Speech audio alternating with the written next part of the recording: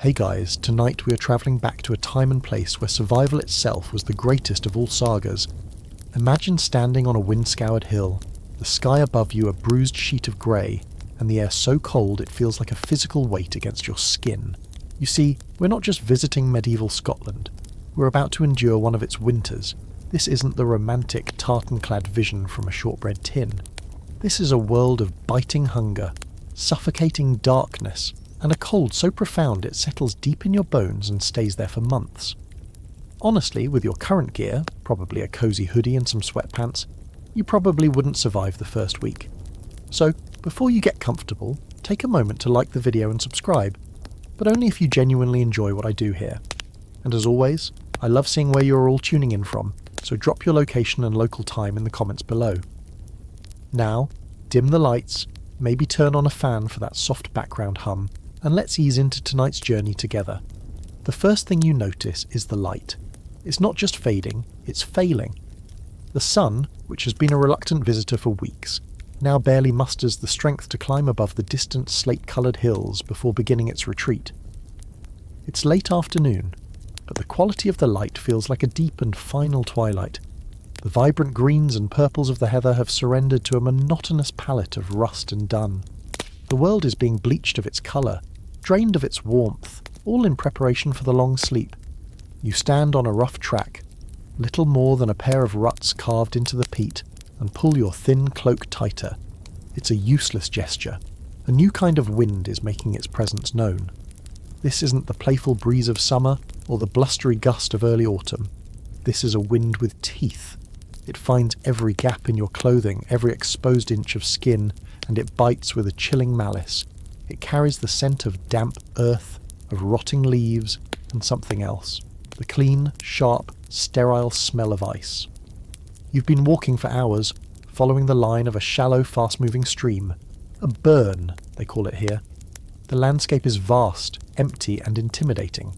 There are no friendly fences, no neat patchworks of fields. There are just rolling, treeless moors that stretch to a horizon blurred by a gathering mist. Here and there, a gnarled and wind-tormented birch tree clings to the bank of the burn, its last few yellow leaves shivering violently before letting go. They don't spiral gracefully to the ground. They're snatched by the wind and whipped away into the grey expanse. Looking around, you realise how utterly alone you are. There's no helpful signpost, no friendly farmer on a tractor to wave at. In fact, you haven't seen another soul since the sun was at its weak zenith. This is the reality of much of medieval Scotland, particularly in the Highlands. It wasn't a land of bustling villages like in England, but of scattered farmsteads, or firm tuns, often housing just a few extended families. The distance between you and your nearest neighbour could be a hard day's walk, a journey that will soon become impossible. A flock of birds, maybe fieldfares, bursts from a thicket of gorse, their calls sharp and panicked as they hurry south. The local creatures know what's coming. You, on the other hand, are just beginning to understand. Every breath you draw is a tiny sharp pain in your lungs. Your fingers are numb, your ears are burning, and a deep, unshakable chill is beginning to set in. This is the moment of transition, the turning of the great wheel. In the old tongue, this time of year is Samhain, a liminal space between the harvest and the dark, when the veil between the world of the living and the world of the spirits is at its thinnest. People you might meet later would tell you this is why the wind sounds like it's whispering names. As a fun little fringe belief, some would even carry a piece of iron or a sprig of rowan wood to keep the more mischievous fairies at bay, who are thought to be particularly active in this dying light. The track you're on begins to descend into a shallow glen. The wind is slightly less ferocious here, but the air feels heavier, colder. You can see your own breath now, a thick white plume that is instantly torn to shreds. Historians still argue whether the fierce, independent clan system, so famous in later centuries, was fully established everywhere in this period. In many places, society was likely a more complex web of loyalties, with families bound by kinship and obligation, not just to a chief, but to a powerful local lord, or even a distant king whose authority barely reached these isolated corners. But whatever the formal structure, the only law that will truly matter for the next 5 months is the law of winter, and you are about to become its subject. Ahead, in the deepest part of the gloom, you see it. A flicker. A tiny, unsteady spark of orange light. It's impossibly small against the crushing immensity of the landscape, but it's a sign of life. It's the promise of a roof, a fire, and a temporary reprieve from the cold that is already gnawing at you. With a surge of desperate energy, you quicken your pace, your feet stumbling on the uneven ground as you head towards that fragile beacon, knowing, with a dreadful certainty, that this is only the very beginning. That tiny spark of orange is your entire world now. It's a pinprick of hope in an overwhelming darkness, and you stumble towards it, your legs stiff and clumsy with cold. The wind seems to be trying to push you back, to trip you up, to throw you down into the rough heather, where you might just give up and let the cold take you. You have to understand that this chill you're feeling isn't just a bad weather front. It's not an unusually harsh November. You have unknowingly walked into a particularly brutal phase of a global phenomenon, the Little Ice Age. This isn't just a story about a medieval winter. It's a story about one of the worst winters during a multi-century cold snap that gripped the planet. Starting around the 14th century and lasting well into the 19th, this period saw global temperatures drop significantly. Glaciers in the Alps advanced, swallowing entire villages. The River Thames in London froze over so solidly that people held sprawling frost fairs on its surface. And here, in Scotland, perched on the windswept northern edge of Europe, the effects were devastating. As you draw closer to the light, the ground under your feet changes. What was soft, springy peat is now becoming hard, the moisture in the soil beginning to freeze solid. Your footsteps make a brittle, crunching sound. A few delicate white specks begin to drift past your face. At first you think it's just ash from the fire ahead, but then another lands on the dark wool of your sleeve and you see it for what it is, a perfectly formed, six-pointed snowflake. And then another and another. It's a gentle, almost beautiful start to something that will become a monstrous force. The people you are about to meet have no concept of climatology or global temperature shifts. They just know that the world has become a colder, harder place than it was for their grandparents. Their historical fact is the lived experience of it. They know that the growing season for their oats and barley has become perilously short. They know that the high summer pastures, once reliable, can now be hit by freak snowstorms. They've seen harvests fail not once but several years in a row, leading to what was known as the Great Famine in the early 1300s, a catastrophe that starved millions across Europe and was a grim preview of the Little Ice Age's power. Their explanations for this deepening cold are rooted in faith and fear. A priest might tell you it's God's displeasure, a punishment for the sins of mankind. Others, in hushed tones around the fire, would blame it on witchcraft or a pact made with a dark entity by a rival clan. A quirky tidbit from the era is that some chronicles written by monks tried to link these terrible winters to celestial events, a comet seen years earlier, a solar eclipse, or strange lights in the sky were all considered potential omens or even direct causes of the subsequent suffering. There was no scientific explanation, only a search for meaning in a world that felt increasingly hostile. You think your weather app is a bit dramatic when it predicts a storm. Their long-range forecast was based on the behaviour of birds, the thickness of moss on the north side of a rock, and a deep-seated feeling of dread in their bones. You are now close enough to make out the source of the light. It's a low, long building, hunkered down into the earth as if trying to hide from the wind. It has no sharp angles, its turf and stone walls rounded and soft-edged, looking more like a natural feature of the landscape than a human construction. The light isn't coming from a window. There are no windows. It's spilling from a low doorway, a warm, smoky, living glow that contrasts sharply with the sterile white of the falling snow. The debate among historians and climate scientists continues to this day. Historians still argue whether the primary trigger for the Little Ice Age was a cluster of massive volcanic eruptions spewing sun-blocking ash into the atmosphere, a prolonged dip in solar activity known as a solar minimum, or a complex feedback loop involving ocean currents and Arctic sea ice. Whatever the cause, the result is this. You are standing in the middle of a climate crisis, armed with nothing but a wool cloak and the desperate hope that the people in that hut will let you in. The snow is coming faster now, no longer drifting but driving, stinging your cheeks and sticking to your eyelashes. The world is dissolving into a swirling vortex of white and grey. The wind howls over the roof of the low building, creating a mournful, flute-like sound. You've heard of people getting lost in a blizzard just feet from their own door. and you can now see how easily that could happen. The sheer physical pressure of the cold is immense. It's a constant draining assault on your body's resources. You think your heating bill is painful. Imagine the labour of cutting and drying enough peat from the bog all summer and autumn, just to have a fighting chance of not freezing to death before the Yule feast. You stumble the last few yards, your boots skidding on the now icy stones near the entrance. The smell hits you first, a thick complex aroma of wood smoke, damp earth, unwashed bodies, and cooked meat. It's the smell of life, raw and unfiltered. You raise a numb hand to push aside the heavy hide flap that serves as a door, pausing for a moment on the threshold, a refugee from the burgeoning storm, about to trade the vast impersonal cold of the Ice Age for the close, complicated warmth of the hearth. You push the heavy, greasy hide aside and duck into the Longhouse. The change is instantaneous and overwhelming. You step from the howling, blizzard-whipped emptiness into a wall of heat, smoke, and sound. For a moment, you are blind. Your eyes, accustomed to the stark white of the snow, can't process the deep, firelit gloom. The air is so thick with smoke from the central hearth that your first breath is a cough, your eyes immediately starting to sting and water. It's like walking into a barbecue pit during a rainstorm. The smell is a complex assault on your modern sensibilities. The sharp, acrid tang of peat smoke, the earthy scent of the packed dirt floor, the unmistakable aroma of damp wool, unwashed bodies, and, underlying it all, the warm, pungent smell of livestock. This isn't just a house, it's a human and animal ark, sealed against the storm.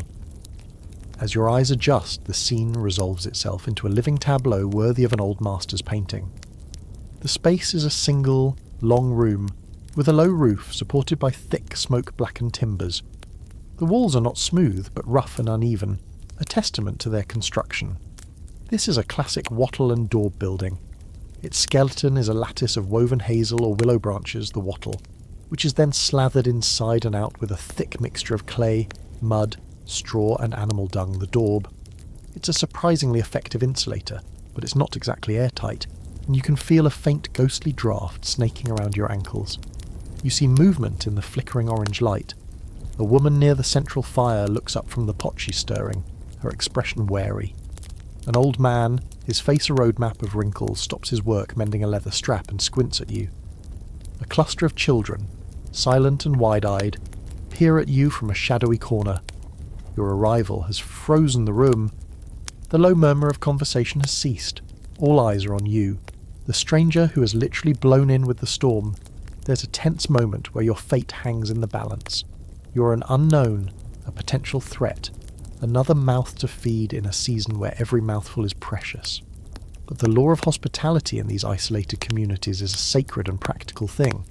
Turning away a traveller on a night like this is a death sentence, and to inflict that would bring bad luck and shame upon the household. The old man gives a slight, almost imperceptible nod. The woman ladles something from her pot into a rough wooden bowl. The tension breaks. You are, for now, accepted.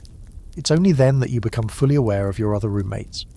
At the far end of the Longhouse, in the deepest shadows beyond the firelight, there is a soft shuffling, a low grunt, and the sweet, grassy smell of cud being chewed. The family's most precious possessions are in here with you. A couple of thin, hairy-looking cattle and a small huddle of sheep are bedded down on a thick layer of bracken and heather. This historical fact of life was a matter of pure pragmatism. Leaving valuable livestock outside in a winter like this would be madness. They would freeze, be taken by wolves, or be stolen by desperate raiders from a neighbouring settlement. Bringing them inside the Longhouse, often at the byre end of the dwelling, provided them with shelter. In return, their collective body heat contributed significantly to the warmth of the single shared living space. It's the original central heating system, just a bit smellier, and occasionally prone to mooing at 3 a.m. As you gratefully accept the offered bowl, you notice that the smoke, while irritating, is not without its purpose. This is a quirky, yet vital feature of the design. Hanging from the rafters, almost invisible in the gloom, are sides of meat and strings of fish, slowly being cured and preserved by the constant fug of peat smoke. It also helped to waterproof the thatched roof over time, sealing it with a layer of tarry creosote, and kept the insect population down in the warmer months. You can't help but think it's a brilliant system if you can get past the constant feeling that you're slowly being smoked yourself, You find a spot on a low bench near the wall, the packed earth cold even through your thin shoes. The privacy you take for granted is completely absent. Every whisper, every cough, every rustle of movement is a public event.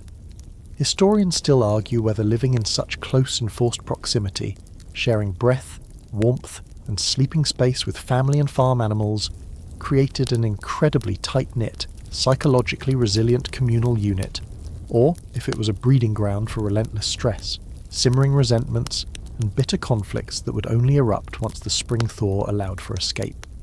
Looking at the wary faces around you, you suspect the answer is probably both. For tonight, though, you're just grateful to be out of the wind, even if it means sharing your bedroom with a sheep who seems to be staring at you with profound suspicion. You sit hunched on the bench, cradling the warm wooden bowl in your numb hands. The contents are a thick greyish porridge of oats, maybe with some beans or mashed up root vegetables thrown in.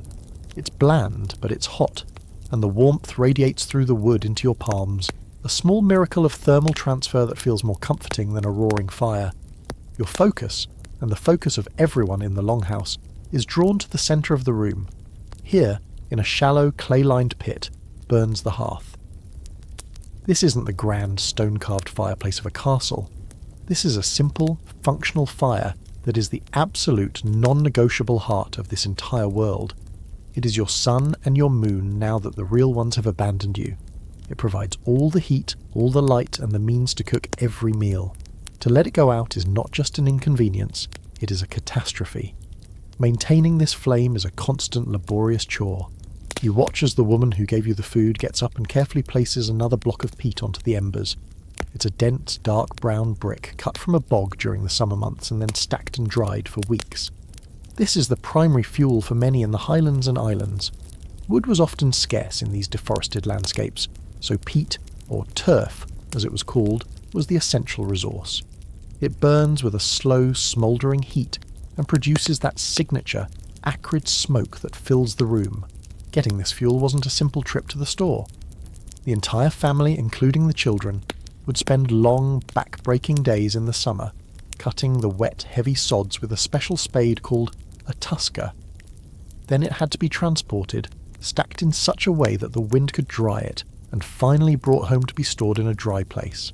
The size of your peat stack was a direct measure of your wealth and your chances of seeing the spring. A small stack was a death warrant. The light it gives off is alive. It flickers and dances, throwing huge distorted shadows against the wattle and daub walls.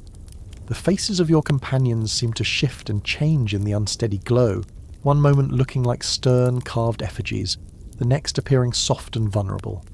This constant living light is all you have. There are no candles here.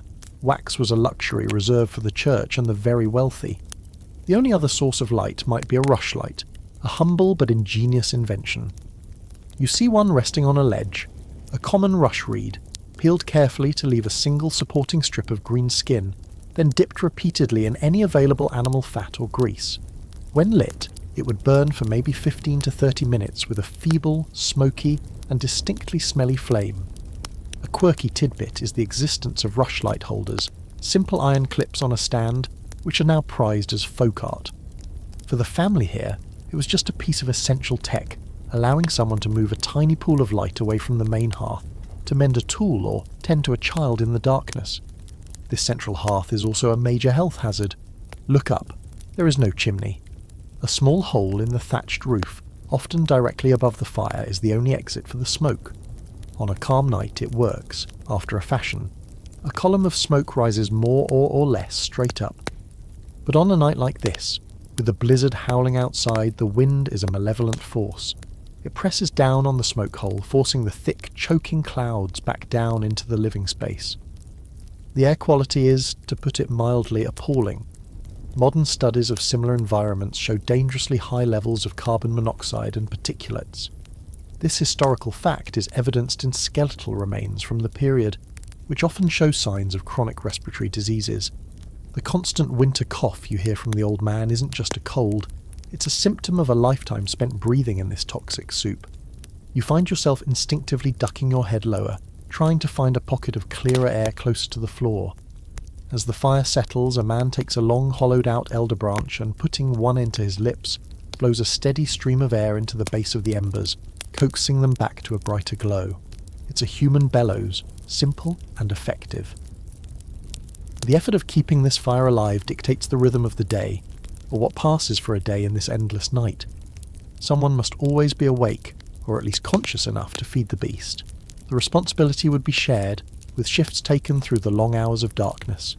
Historians still argue whether the specific design of the smoke hole in different regions was a matter of cultural tradition, or a sophisticated, if unwritten, understanding of aerodynamics shaped by local wind conditions. Was a hole offset from the centre better than one directly above? Did a turf-lined lum or canopy offer any real advantage?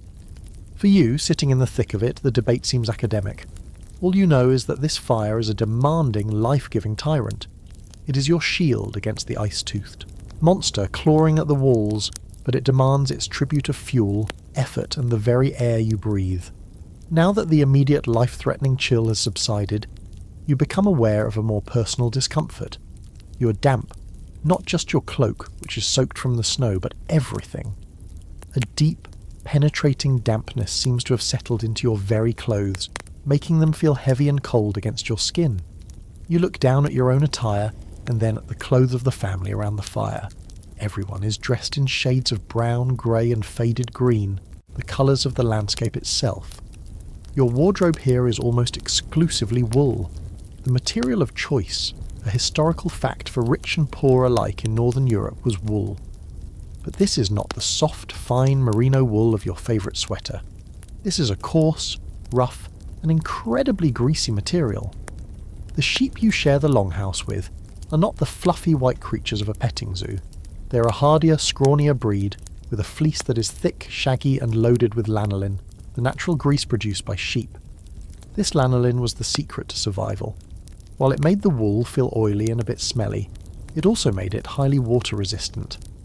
A well-made woolen cloak or tunic could shed a surprising amount of rain and snow, keeping the wearer's inner layers from getting completely soaked. The process of turning this fleece into clothing was a year-round task for the women of the household. They would shear the sheep, clean and card the wool, spin it into yarn using a simple drop spindle, and then weave it into cloth on a vertical warp-weighted loom. The colours were derived from local plants: yellow from weld, green from birch leaves, brown from onion skins or walnut shells. It was a technology of self-sufficiency. You look at what you're wearing, a simple tunic and leggings, all made of this same homespun wool. It's itchy, everywhere. The constant friction of the coarse fibres against your skin is a low-level torment you just have to get used to, and there's no escape. You don't have a separate set of pyjamas. You sleep in the same clothes you wear during the day, maybe just loosening a belt and taking off your shoes. This is partly for warmth, and partly because you don't own many clothes. A typical person might have 1 or 2 sets of these woolen garments, and that's it. There's no closet full of options.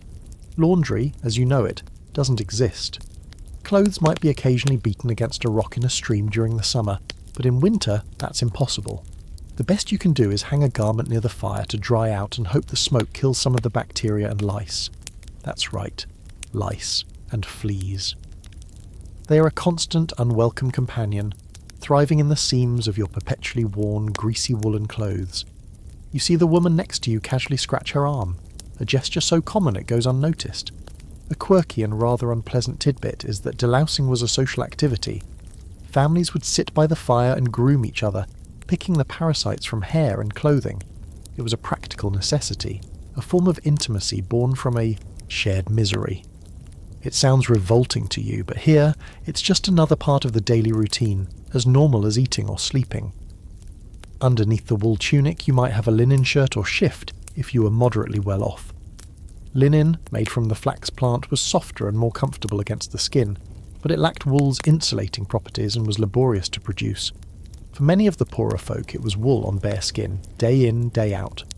On your feet you have simple leather turn shoes, made from a single piece of hide stitched together and turned inside out. They are soaked through, and you know that if you take them off, they will freeze solid overnight. The trick is to stuff them with dry grass or moss to help absorb the moisture and keep their shape. Historians still argue whether the famous Scottish tartan, or plaid, was a widespread reality in this period. While patterned cloth certainly existed, the idea of specific named clan tartans is largely a much later invention, romanticised in the 18th and 19th centuries.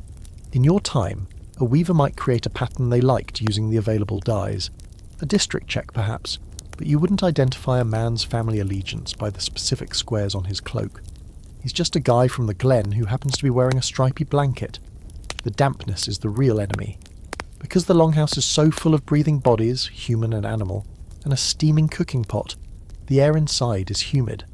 This moisture-laden air, combined with the cold drafts snaking in through the walls, means that condensation is everywhere. The walls feel slick and cold to the touch. Your bedding, likely a pile of bracken or a straw-filled mattress, will absorb this moisture and feel perpetually clammy. This environment is a perfect breeding ground for mould and mildew.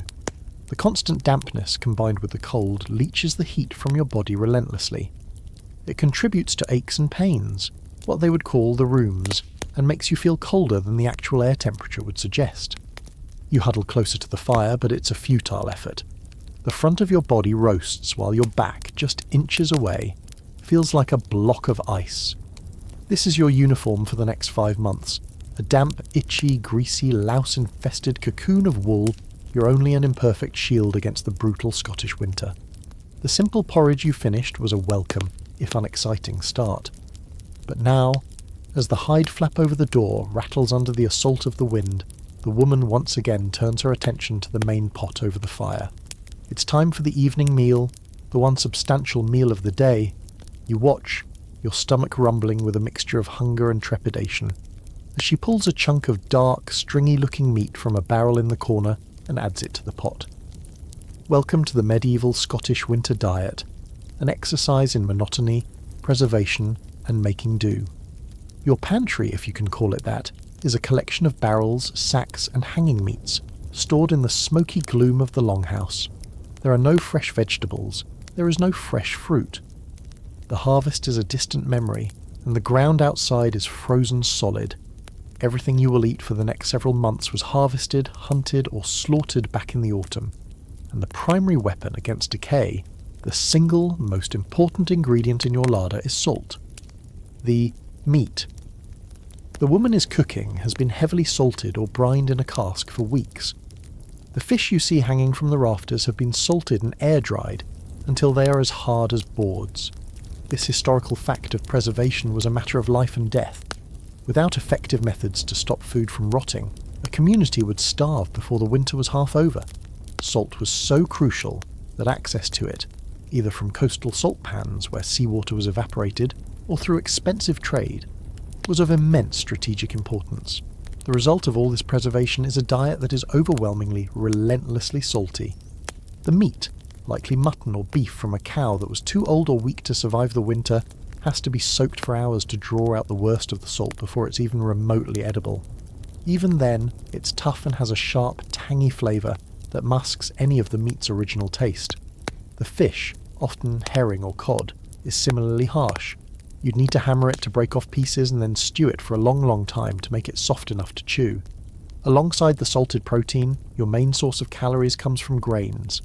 Oats are king here, being one of the few cereal crops that could reliably ripen in Scotland's short, cool summers. They form the basis of everything: the porridge, or pottage, that is the staple of every meal, and the flat, unleavened bannocks or oat cakes that are cooked on a hot, flat stone, a girdle, placed directly in the fire's embers. You might also have some barley, used for making a thin, watery stew or, more importantly, for brewing ale. Your vegetable options are grimly limited. In a corner you see a small, sad-looking pile of root vegetables, turnips and parsnips, perhaps some carrots, though they would have been yellow or purple, not orange. These have been stored in a cool, dark corner, but by now they are starting to get soft and woody. They will be chopped up and thrown into the pottage, adding what little variety of flavour and texture is available. Cabbages might have been preserved by pickling them into a sort of primitive sauerkraut. Beyond that, the green world is gone. This lack of fresh produce leads to a host of deficiency diseases. Scurvy, which you might associate with sailors, was a real and present danger for landlocked people in winter. The telltale signs, bleeding gums, loose teeth, aching joints, and a profound lethargy would have been a common sight by the late winter months. A quirky tidbit is the search for any possible source of vitamin C. People might chew on pine needles to make a sort of tea, and certain foraged goods from the autumn, like rose hips, might have been dried and used sparingly, prized for their ability to ward off this slow, creeping sickness. The woman stirs the pot, and the smell of the stew, salty meat, oats and turnips, fills the smoky air. There are no exotic spices here. Pepper was an eye-wateringly expensive luxury, available only to the highest nobility. Your seasoning comes from salt, and perhaps some wild garlic or herbs that were gathered and dried in the summer. Historians still argue about the true extent of hunger versus simple nutritional deficiency in a typical winter. Did most reasonably well-off peasant families have enough raw calories to get by, even if the diet was crushingly monotonous and unhealthy? Or was genuine, gnawing hunger the kind that keeps you awake at night, a common experience for all but the richest lords? The evidence from skeletal remains showing periods of arrested growth in childhood suggests that seasonal hunger was a recurring trauma for a huge portion of the population. When the stew is finally ready, it's ladled out into the wooden bowls again. There are no individual plates or cutlery sets. You eat with a simple wooden or horn spoon, and you use a piece of oat cake to mop up the juices. Everyone eats from their own bowl, but the feeling is deeply communal, a shared participation in the ritual of survival. The food is not a source of pleasure or culinary exploration. It's fuel. It's the energy needed to face another long, cold, dark night. As you take your first bite, the aggressive saltiness hits the back of your throat. You gratefully wash it down with a swig of the thin, smoky-tasting ale offered to you in a shared drinking horn. It's not great, but it's wet, and likely safer to drink than the water. You eat slowly, consciously, knowing that every spoonful is one less spoonful left in the barrel. The salty stew and smoky ale have left you with a powerful thirst. You look around the Longhouse for a water barrel, some sign of a drink that won't make your head spin. Seeing your searching gaze, a young boy, maybe 10 years old, is given a nod by his mother. He gets up, grabs 2 wooden buckets from near the door and looks at you, jerking his head towards the hide flap. It seems you've just been volunteered for water duty. You pull your still damp cloak around you and follow him, bracing yourself for the shock of the cold as you step back outside. The world you re-enter is utterly transformed. The blizzard has passed, leaving behind a scene of stunning, brutal beauty. The sky is now a vast, inky black, studded with a billion stars that glitter with an icy, unforgiving clarity.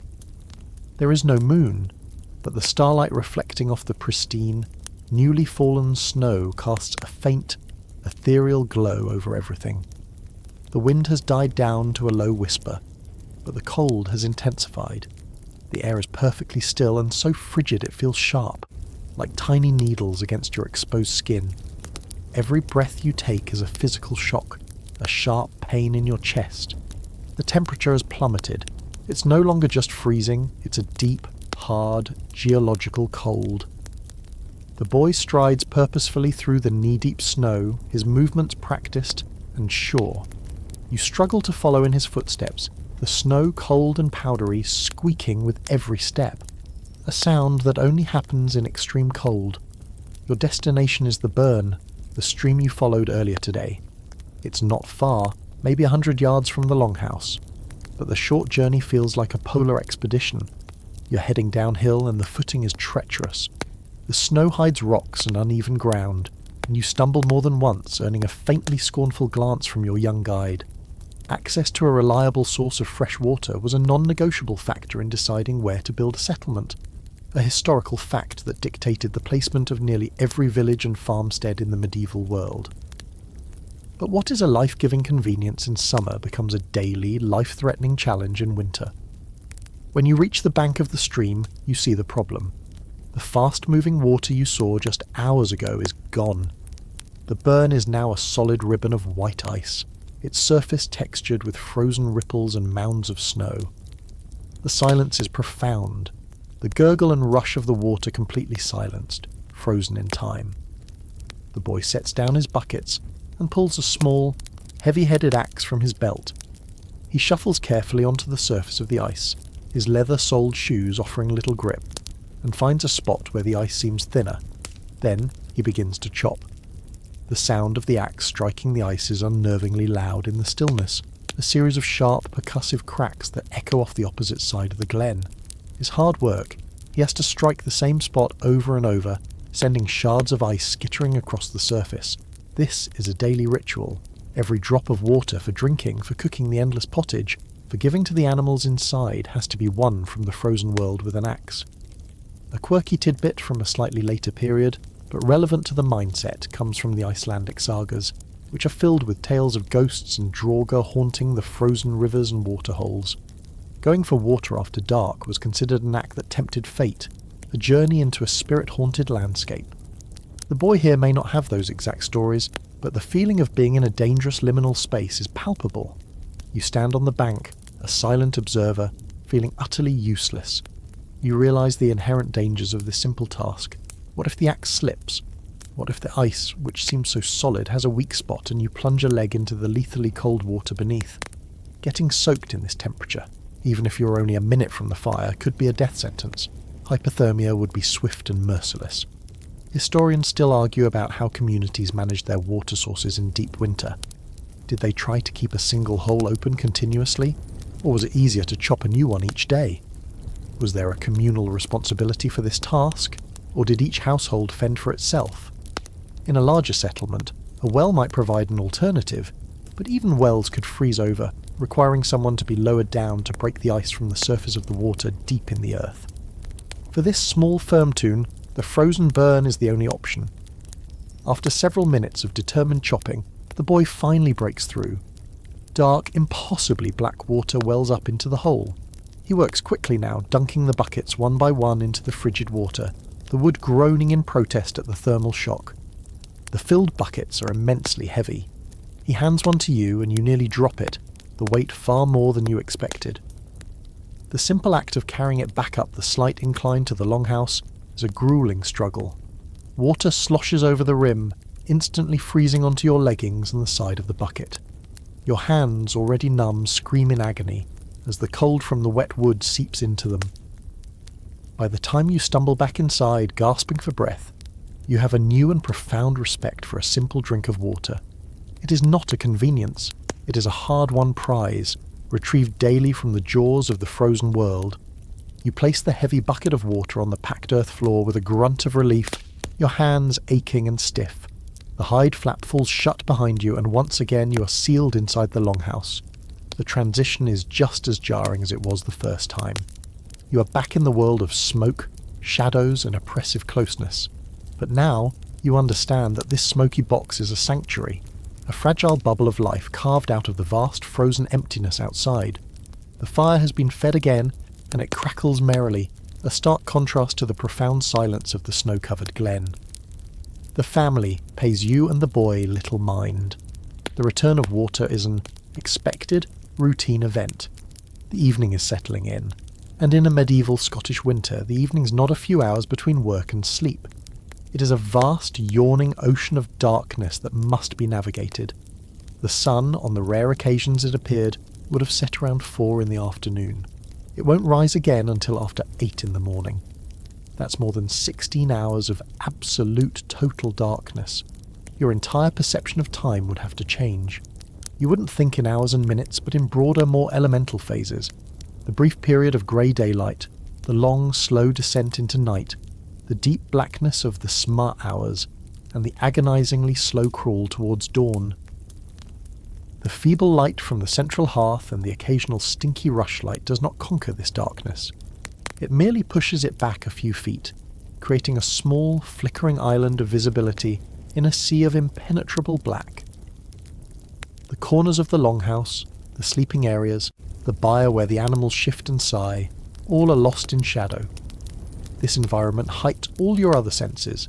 Your ears especially become incredibly attuned to the subtle symphony of the Longhouse.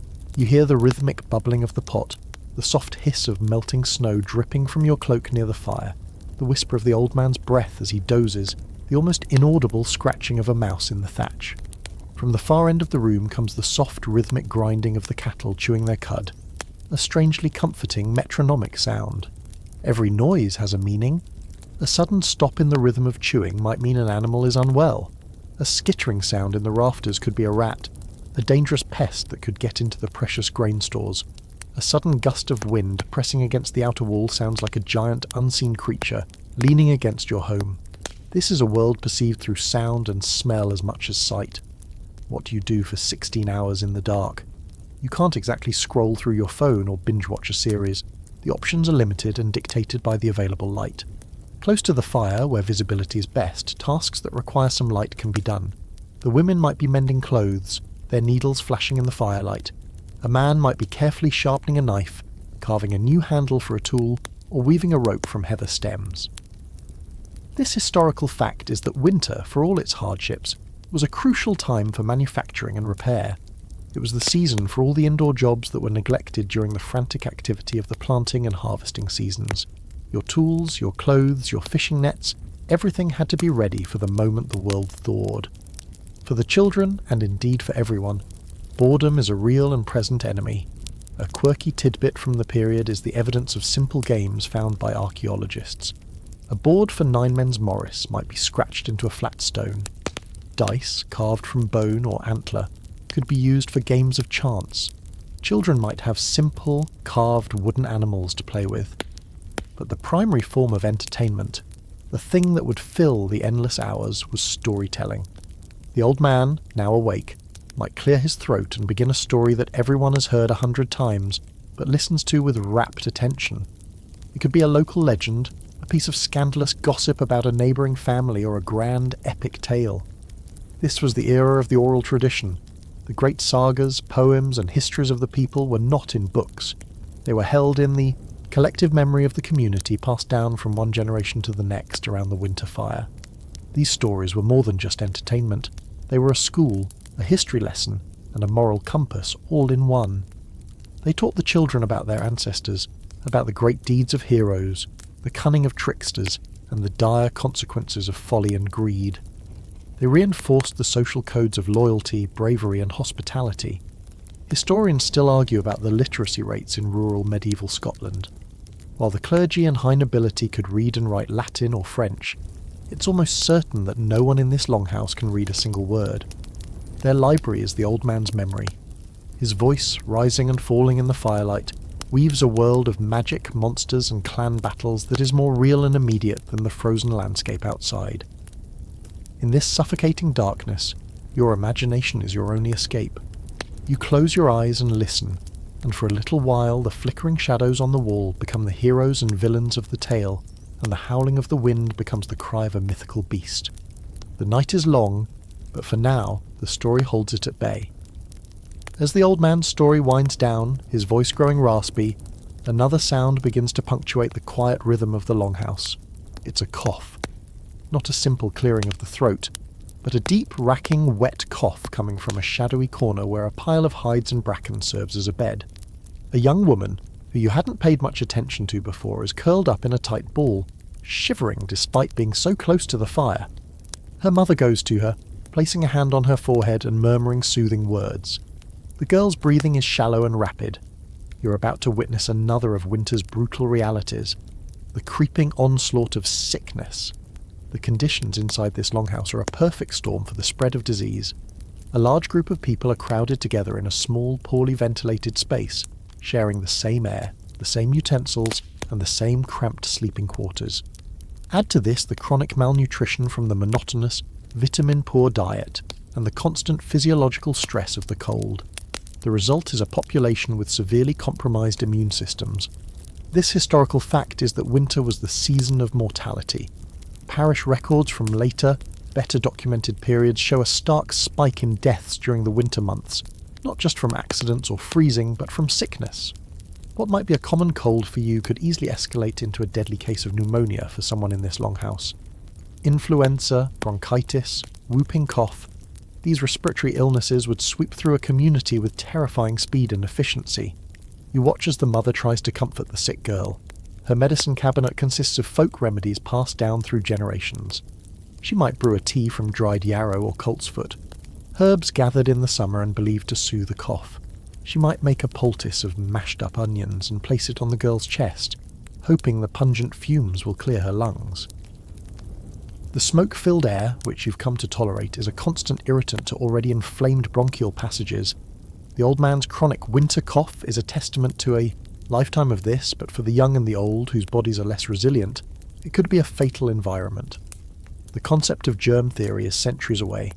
Sickness is understood as an imbalance of the body's humours: blood, phlegm, yellow bile and black bile, a theory inherited from the ancient Greeks. Or more likely in this setting, it's seen as the result of malign influences, a curse from an enemy, the ill will of the sìth, the fairies or spirits, or a punishment from God. A quirky and rather grim tidbit of medieval medicine involved using substances we would find utterly repulsive. Remedies could include potions made with wood lice, ointments of fox fat, or plasters made with swallows' nests. A common treatment for a fever might involve bleeding the patient, using a special knife called a lancet to open a vein and drain some of the hot blood that was thought to be causing the illness. It was a dangerous practice that often weakened the patient further, making them even more susceptible to the original disease. Thankfully for now, the mother is sticking to simpler herbal remedies. She dips a cloth in the precious cold water you helped fetch and places it on her daughter's brow. The sickness isn't just physical. The endless darkness, the confinement, the constant cold, and the gnawing anxiety about food supplies took a psychological toll. A condition known as seasonal affective disorder is a modern diagnosis, but the symptoms, lethargy, depression, a sense of hopelessness, would have been a profound reality here. They might not have had a name for it, but they would have known the deep winter melancholy that could settle over a household, making every task seem monumental and every day a struggle. Historians still argue about the role of the official church versus folk belief in the daily lives of the rural poor. While the family is Christian, and a priest might visit occasionally in better weather, their immediate response to sickness is rooted in a much older, pre-Christian worldview. They might whisper a charm or a prayer that mixes Christian saints with older pagan-sounding spirits. The boundary between formal religion and what the church would dismiss as superstition was incredibly blurry. Was the prayer to St. Brigid, or to the older Celtic goddess Brigdi, whose traditions were absorbed into the saint's day? For the woman tending her sick daughter, the distinction is irrelevant. She will try anything that might work. You see the fear in the mother's eyes. There is no doctor to call. There is no hospital. The nearest monastery, which might have an infirmary with monks trained in herbal medicine, could be days of travel away. An impossible journey in this weather. They are completely on their own.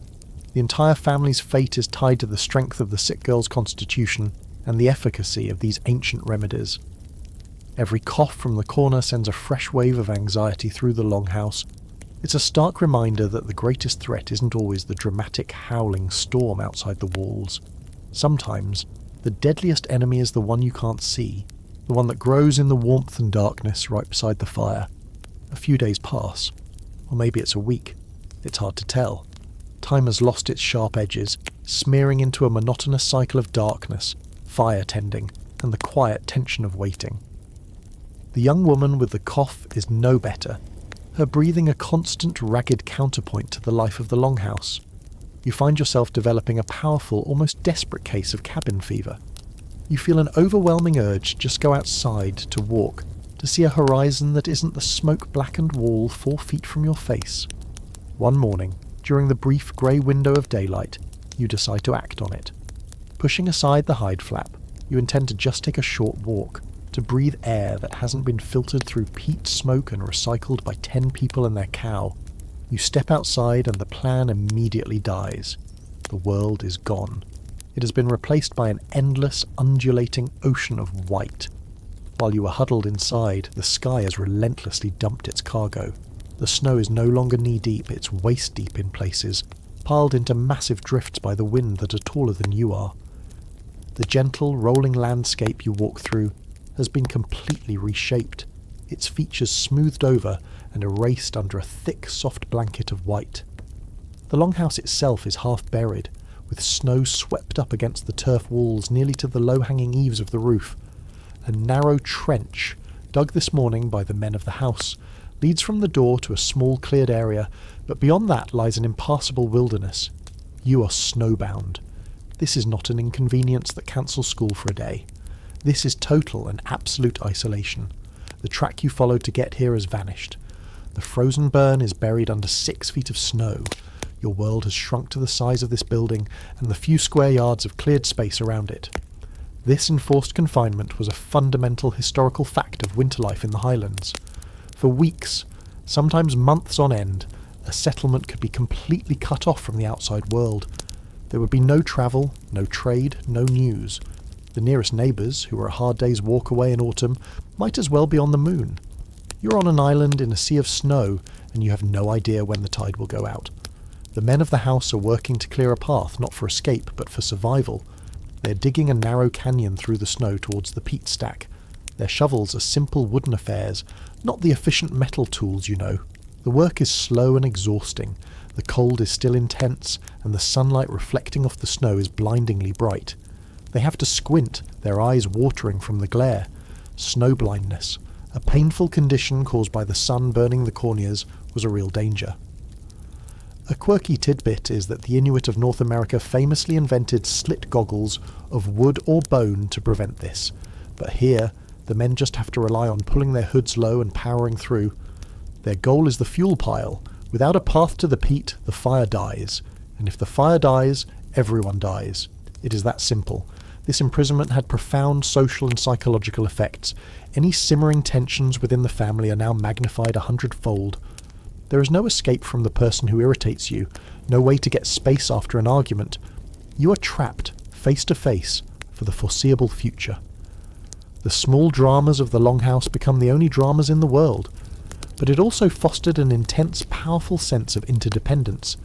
The family unit, and you, are now by necessity a part of it, had to function as a perfect self-sufficient team. Every member had a role, every task was essential. The shared struggle against the overwhelming power of the winter forged bonds of loyalty and reliance that are hard for a modern individualistic society to comprehend.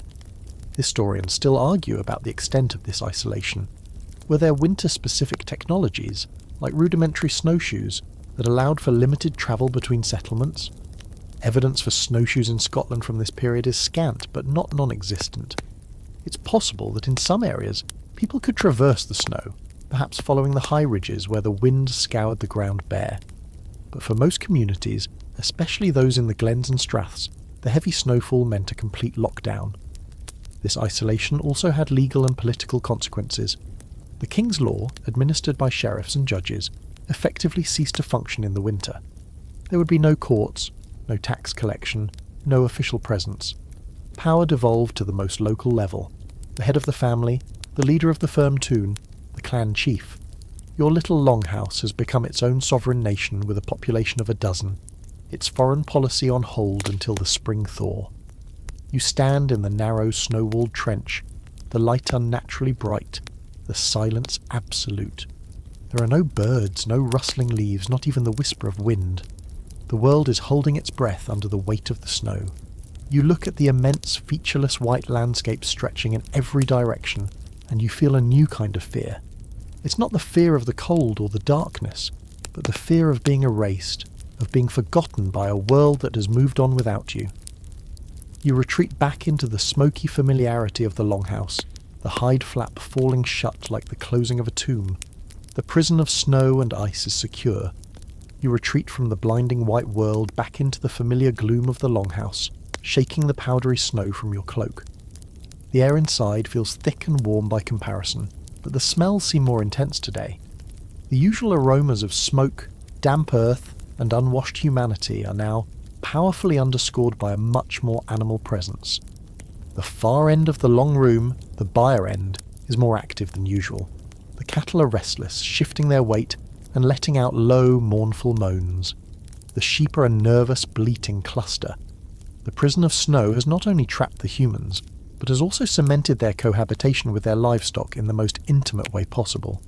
You've been vaguely aware of them since you arrived, but now, with the world outside shut down, their presence is impossible to ignore. This is not a quaint pastoral scene. This is a matter of sheer economic necessity. The historical fact is that for this family, their animals represented their entire wealth. Their cattle were their bank account, their dowry, their legacy. A single cow was a source of milk in the summer, which could be turned into butter and cheese that might last into the early winter. It provided leather for shoes and harnesses, horn for spoons and cups, and ultimately meat for the pot and hide for the door. The sheep provided the wool for every garment they wore. Losing even one of these animals to the cold or a predator would be a devastating financial blow. So, you bring them inside. The layout of many medieval longhouses explicitly catered to this. The human living area, with its central hearth, flowed directly into the animal quarters at one end, often with only a low partition or a subtle change in floor level to separate them. Sometimes the byre end was slightly lower than the human end. This clever design, known as a cruck frame longhouse, allowed the animal's waste to collect at the far end, making it slightly easier to muck out come spring. More importantly, it allowed the heat from the animals' bodies to rise and help warm the entire shared space. On a night when the fire burns low, the collective body heat of 3 cows and a half-dozen sheep could make the difference between shivering and sleeping. Think of it as a furry, 4-legged radiator system that you also have to feed. Of course, this living arrangement comes with a few downsides. The smell, for one, is pervasive. It's the sweet, grassy scent of their cud, mixed with the sharp, ammonia-like tang of their urine and manure. It seeps into your clothes, your hair, the very thatch of the roof. You just have to get used to it. The noise is another factor. The soft shuffling and chewing can be a comforting background hum, but when an animal is distressed or sick, its cries can fill the small space and keep everyone awake. And then there's the hygiene. The floor at the byre end is a soggy, trampled mess of earth, bracken, and animal waste. This sludge is a breeding ground for bacteria and parasites.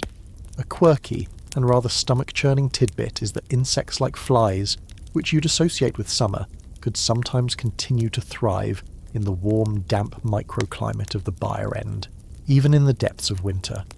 You watch as the woman of the house throws a meagre forkful of dried fodder to the cattle. Feeding the animals is a major source of winter anxiety. You can't just let them out to graze on the snow-covered hills. Every scrap of hay or dried forage they will eat until spring had to be cut, dried and stored during the summer. A long winter, like this one, could mean the fodder runs out. When that happens, desperate choices have to be made. People would resort to feeding their animals whatever they could find: chopped gorse, dried heather, even the thatch from their own roofs. If that fails, a family might have to make the heartbreaking decision to slaughter a valuable animal they had planned to keep, simply because they can no longer feed it. Historians still argue about the precise emotional relationship between medieval farmers and their animals. Was it purely utilitarian, seeing them as walking assets? Or was there a genuine affection and bond, especially with a valuable milk cow or a trusted plough ox? The evidence suggests it was a complex mixture of both. These animals had names. Their health was a constant topic of conversation and concern. They were individuals. But in the brutal calculus of survival, sentimentality had its limits. You might love your cow, but you love your children more, and if her meat is what will get them through the hungry gap, the decision is grim but clear. The animals also play a role in the unseen spiritual world of the Longhouse. Certain superstitions were attached to them. It might be considered bad luck to stand in a certain position relative to a cow while it was being milked, or a particular sheep might be seen as being fey, or having a connection to the spirit world. For now, they are just your roommates. A sheep lets out a loud, startling "bah!" and you jump. The old man by the fire cracks a smile, the first one you've seen from him. It's a moment of shared absurdity. You, the strange visitor, are just as trapped as they are, huddled together for warmth, sharing your breath and your shelter with a small flock of sheep and a few nervous-looking cows. This is your ark, and you must all ride out the storm together. The initial shock of being snowbound has worn off, replaced by a thick fetching water from the hacked-open hole in the ice, tending the animals, mending tools. But the night's heavy blanket of monotony. The days, or rather the brief grey periods between the long nights, are marked by the same essential: the nights are an eternity. The darkness presses in, and with physical escape impossible, the mind is the only place chores. Fetch water if you can, clear snow, feed the animals, feed the fire. But these tasks, vital left to run. This is when the Longhouse transforms from a shelter into a theatre, a university and a newsroom, all powered by the spoken word. After the meagre evening meal of salty pottage, a sense of expectation as they are, don't fill the vast emptiness of the hours. The real challenge now is not just surviving the cold, but surviving the crushing, mind-numbing boredom. The four walls of the Longhouse are your entire world, and the settles around the hearth. The children, who have been listlessly playing with scraps of wood, wriggle closer to the fire. The men put down their whittling. The women pause their spinning. All eyes turn to the old woman faces within. It are the only ones you see. In this crucible of confinement, you discover the true power of the spoken this time, the matriarch of the family. Her face, a spiderweb of wrinkles in the firelight, holds word. The evening meal is over. The embers of the hearth have been banked to smoulder through the night. The memory of generations. Her voice, when she begins to speak, is thin and reedy, but it commands the attention of the sick girl is sleeping, her breathing still a worrying rasp. The wind has picked up again, a low, mournful howl that entire room.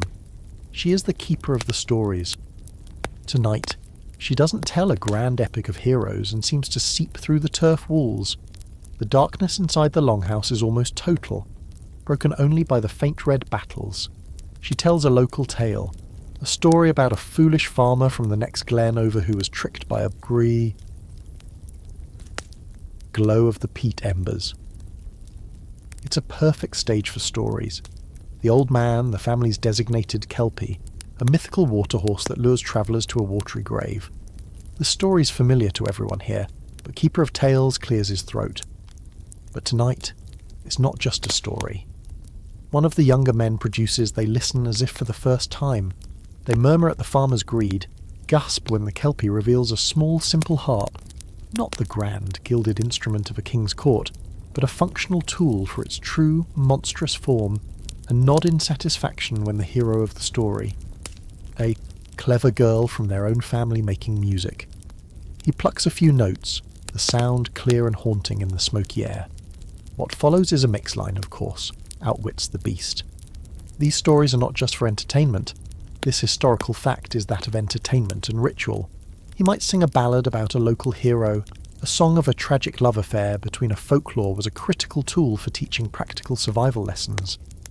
The story about the Kelpie isn't just a spooky tale. It's a stark warning. Don't go near the treacherous deep pools in the river. The story about the fairy laird's daughter and a humble fisherman.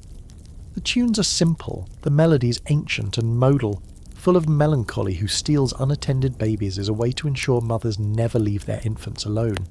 Folklore encoded generations of wisdom about the dangers of the landscape and longing. The lyrics tell you about the values of this culture, the importance of loyalty, the folly of pride, the inevitably memorable, easily transmitted narratives.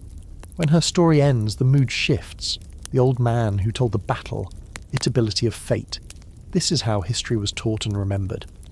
The historical fact is that in a largely illiterate society, Music Saga a few nights ago now leans forward and shares a piece of news he heard back in the autumn, before the snow and poetry were the primary vehicles for transmitting information.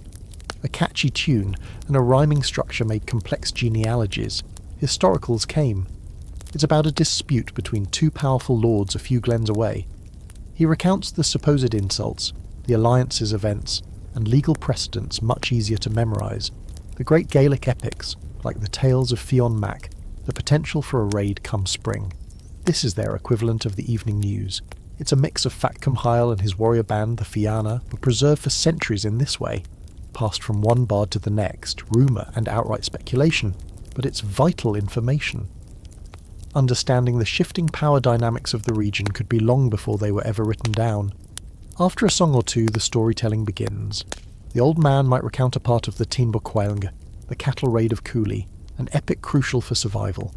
Who you can trust, who you must fear. This intelligence is worth more than gold. Then tale of war and heroes from the Irish Ulster cycle, which was well known and loved in Scotland.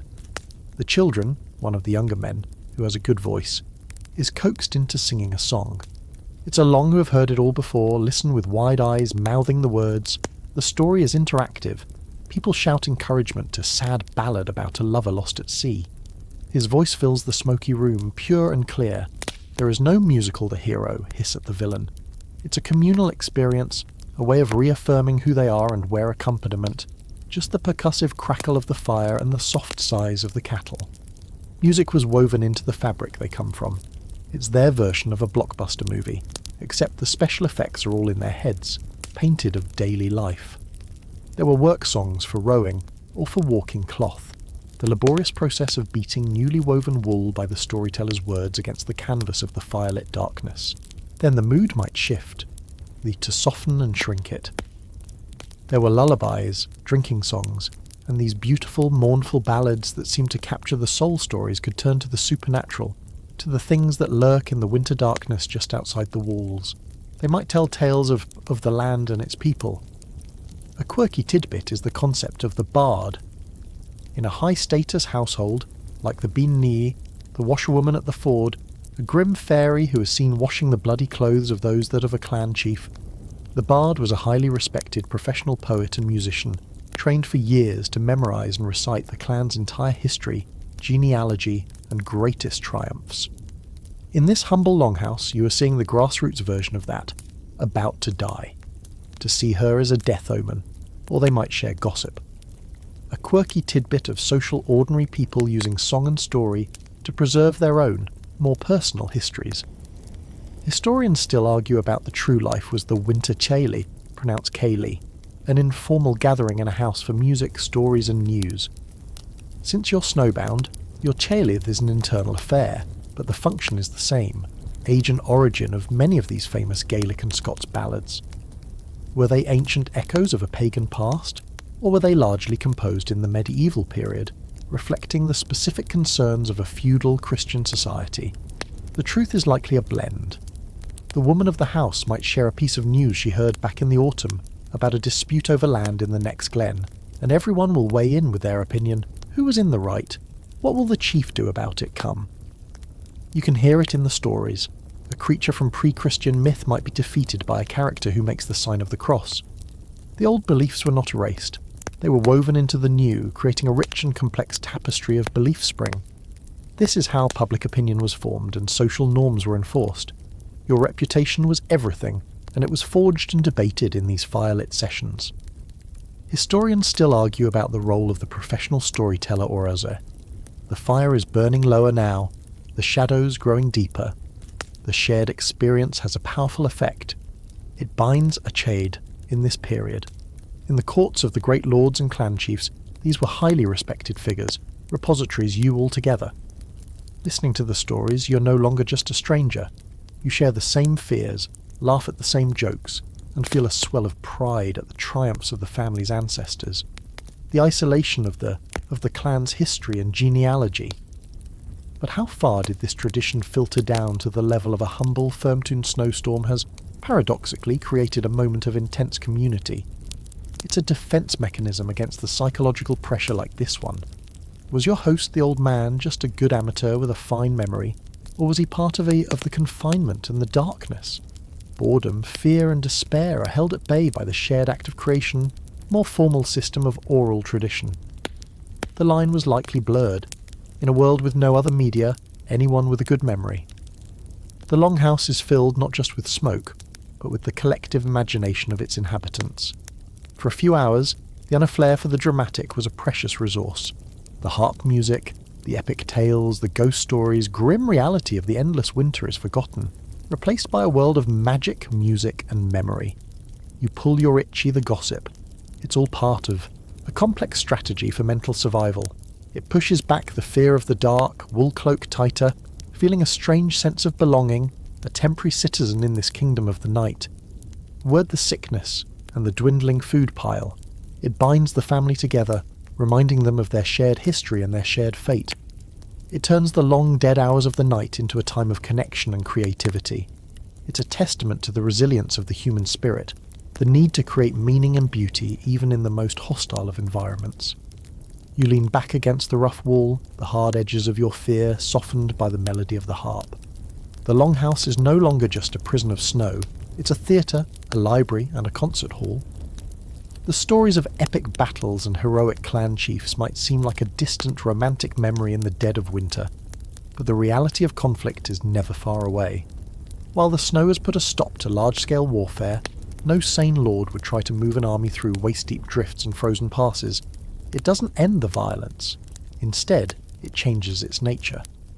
Winter is the season of the desperate small-scale raid, an act of violence born not of politics or honour but of pure, gnawing hunger. One night you're jolted from a shallow, shivering sleep not by a cough or a mooing cow, but by a different sound. It's the frantic, aggressive barking of the scrawny dog that usually sleeps by the fire. The men of the house are instantly awake, their movements silent and swift in the darkness. One of them puts a hand on the dog's muzzle to quiet it, while the other two grab weapons that have been leaning against the wall, ready for this exact moment. A long-hafted axe, a simple fire-hardened spear. They are not preparing for a battle. They are preparing to repel boarders. Someone is outside. The historical fact is that winter stripped away the thin veneer of social order. When a family's own food stores began to run out, the sight of a neighbour's healthy-looking cattle, or a wisp of smoke from a chimney promising a full peat stack, became an unbearable temptation. The old Scottish word for this kind of raid is reiving, a term more famously associated with the border reivers along the English-Scottish frontier, but the practice was widespread throughout the Highlands.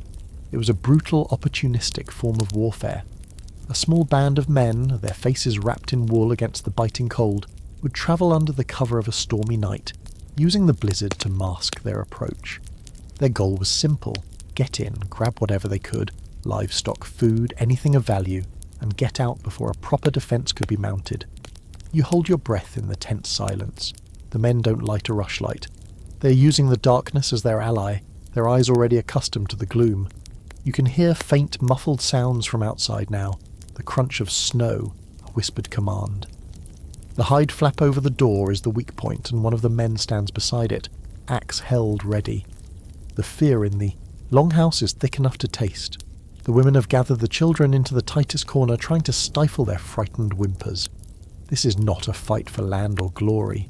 This is a fight for the food that stands between your hosts and starvation in the coming months. The cattle in the byre, sensing the tension, begin to shift and low nervously. Their presence is both the prize for the attackers and the reason for the desperate defence. A quirky, yet deadly aspect of this winter warfare was the use of the environment itself as a weapon. Raiders might try to set fire to the thatched roof of a longhouse, a terrifyingly effective tactic. The family inside would be faced with an impossible choice: stay inside and choke or burn, or run out into the snow and be cut down by the waiting attackers. In this case, the deep snow and damp thatch might make that difficult, but the threat is always there. Another tactic was to simply drive off the livestock, leaving the family alive but destitute. A slow death sentence rather than a quick one. The tension snaps. There's a sudden, violent tearing sound as a knife slashes through the hide door. An arm reaches through, fumbling for the wooden bar that secures it from the inside. Before the intruder can find it, the man with the axe brings it down with a sickening wet crunch. A scream from outside is abruptly cut off. The arm disappears. There is a flurry of shouted curses from the attackers, and then the sound of receding footsteps in the snow. It's over as quickly as it began. They were a small, probing party, and the swift, brutal response has convinced them that the prize isn't worth the risk. They have retreated for now, leaving one of their own wounded or dead in the snow. The man retrieves the axe. There is no triumph, no celebration, just grim, shaky relief. The wooden bar is checked, reinforced with a heavy chest pushed against the door. The women soothe the crying children. The night's peace is shattered, and a new, more immediate fear now hangs in the air. The raiders know they are here. They might come back, and they might come back in greater numbers. Historians still argue about how much of this inter-clan raiding was driven by ancient deep-seated feuds, and how much was simple, brutal economics. Was the attack you just witnessed part of a generations-old conflict, or was it just a random act of desperation by a neighbouring firm-toon whose own peat stack was low and whose salted meat barrel was empty? In the dead of winter the motives blur. Honour and hunger become indistinguishable. The family will not sleep again tonight. They will sit by the fire, weapons in hand, listening to the wind, wondering if every gust is the sound of returning footsteps.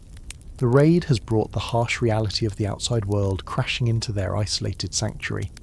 The prison of snow, which you had seen as a force of isolation, is also a shield, and tonight that shield was almost breached. You realise that the stories of battles and warriors are not just nostalgia. They are a living tradition, a necessary mindset for a world where your neighbour might try to kill you for the price of a cow. The fear from the attempted raid lingers in the Longhouse for days. An extra watch is kept through the night, and every creak of the roof or howl of the wind causes people to start. The violence of man has been added to the violence of nature, and the sanctuary feels less secure. In this heightened state of anxiety, the conversation around the fire turns from practical fears to supernatural ones. The world outside the turf walls is not just seen as empty and cold, it's perceived as being inhabited by powerful, ancient and often malevolent forces that awaken in the winter, and one name is spoken more than any other, in hushed and respectful tones: the Cailleach. You listen as the old woman tells the story. The Cailleach is not a simple witch or a minor spook. She is the divine hag of winter, a creator goddess, and a destroyer in one. In some tales, she is a giantess who strode across the land, accidentally creating mountains and lochs as she dropped rocks from her apron. This is the historical fact of her lore. The Cailleach is a personification of the winter itself. She's ancient, powerful, and utterly indifferent to the struggles of humanity. She carries a great staff or hammer, and wherever she strikes the ground, it freezes solid.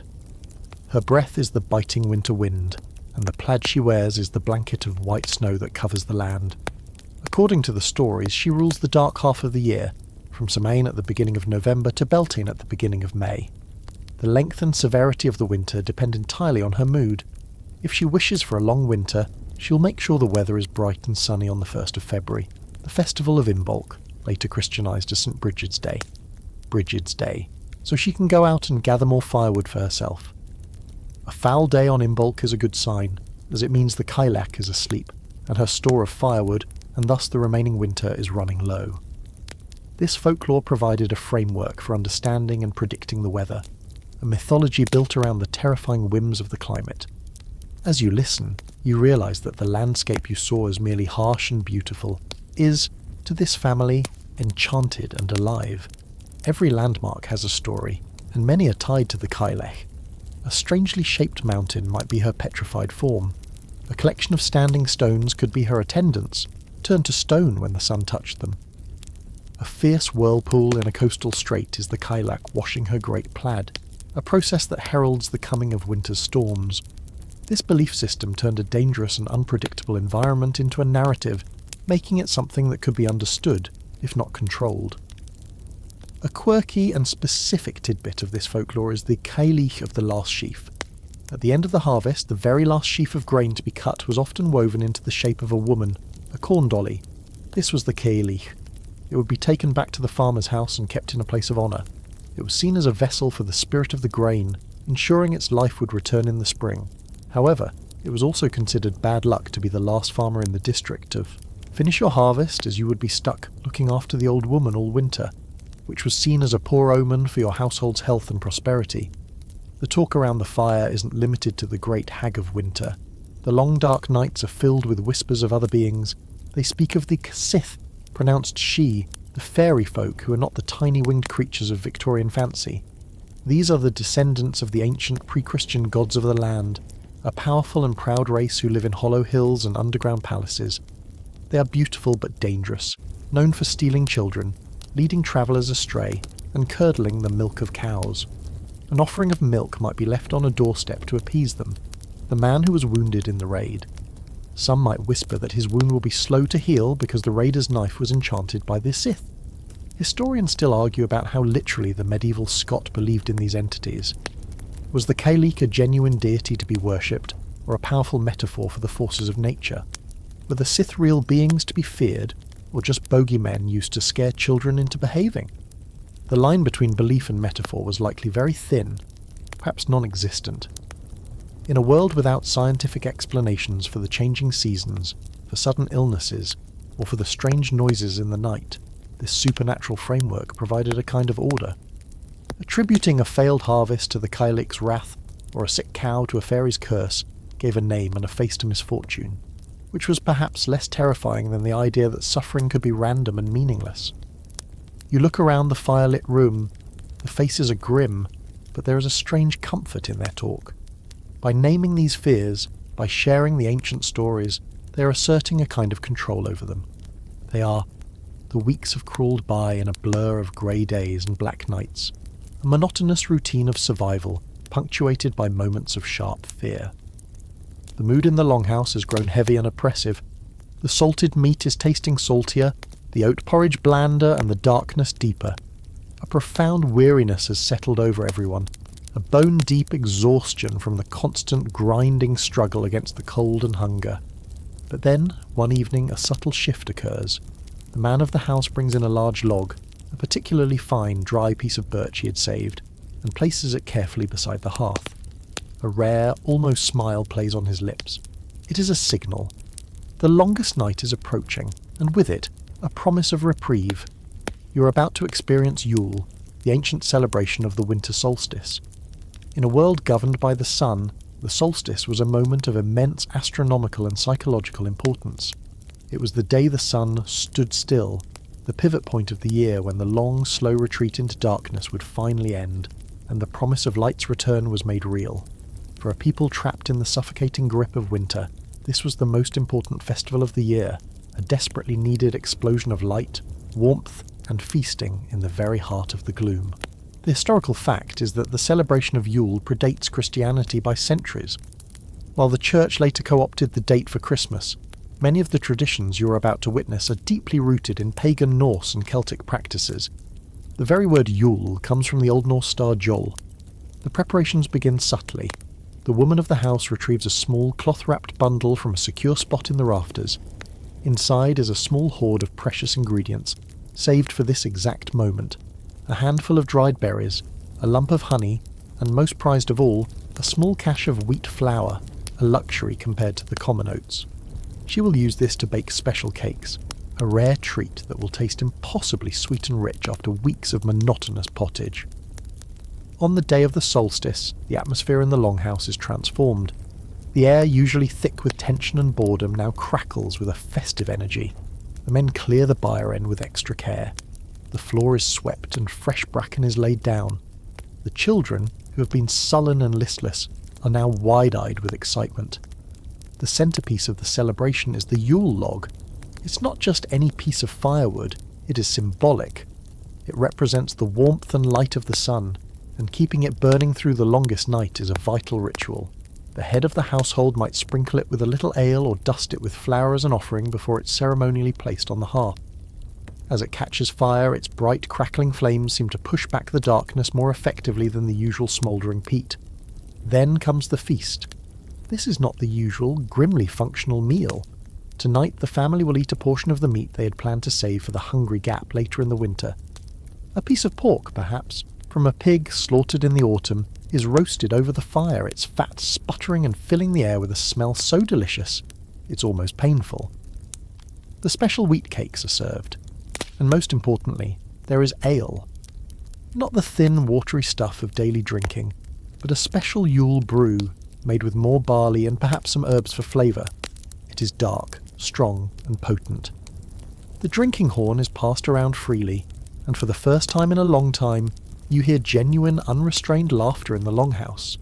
A quirky tidbit of the Yule celebration involved evergreens. Sprigs of holly, ivy or fir might be brought inside to decorate the bleak interior.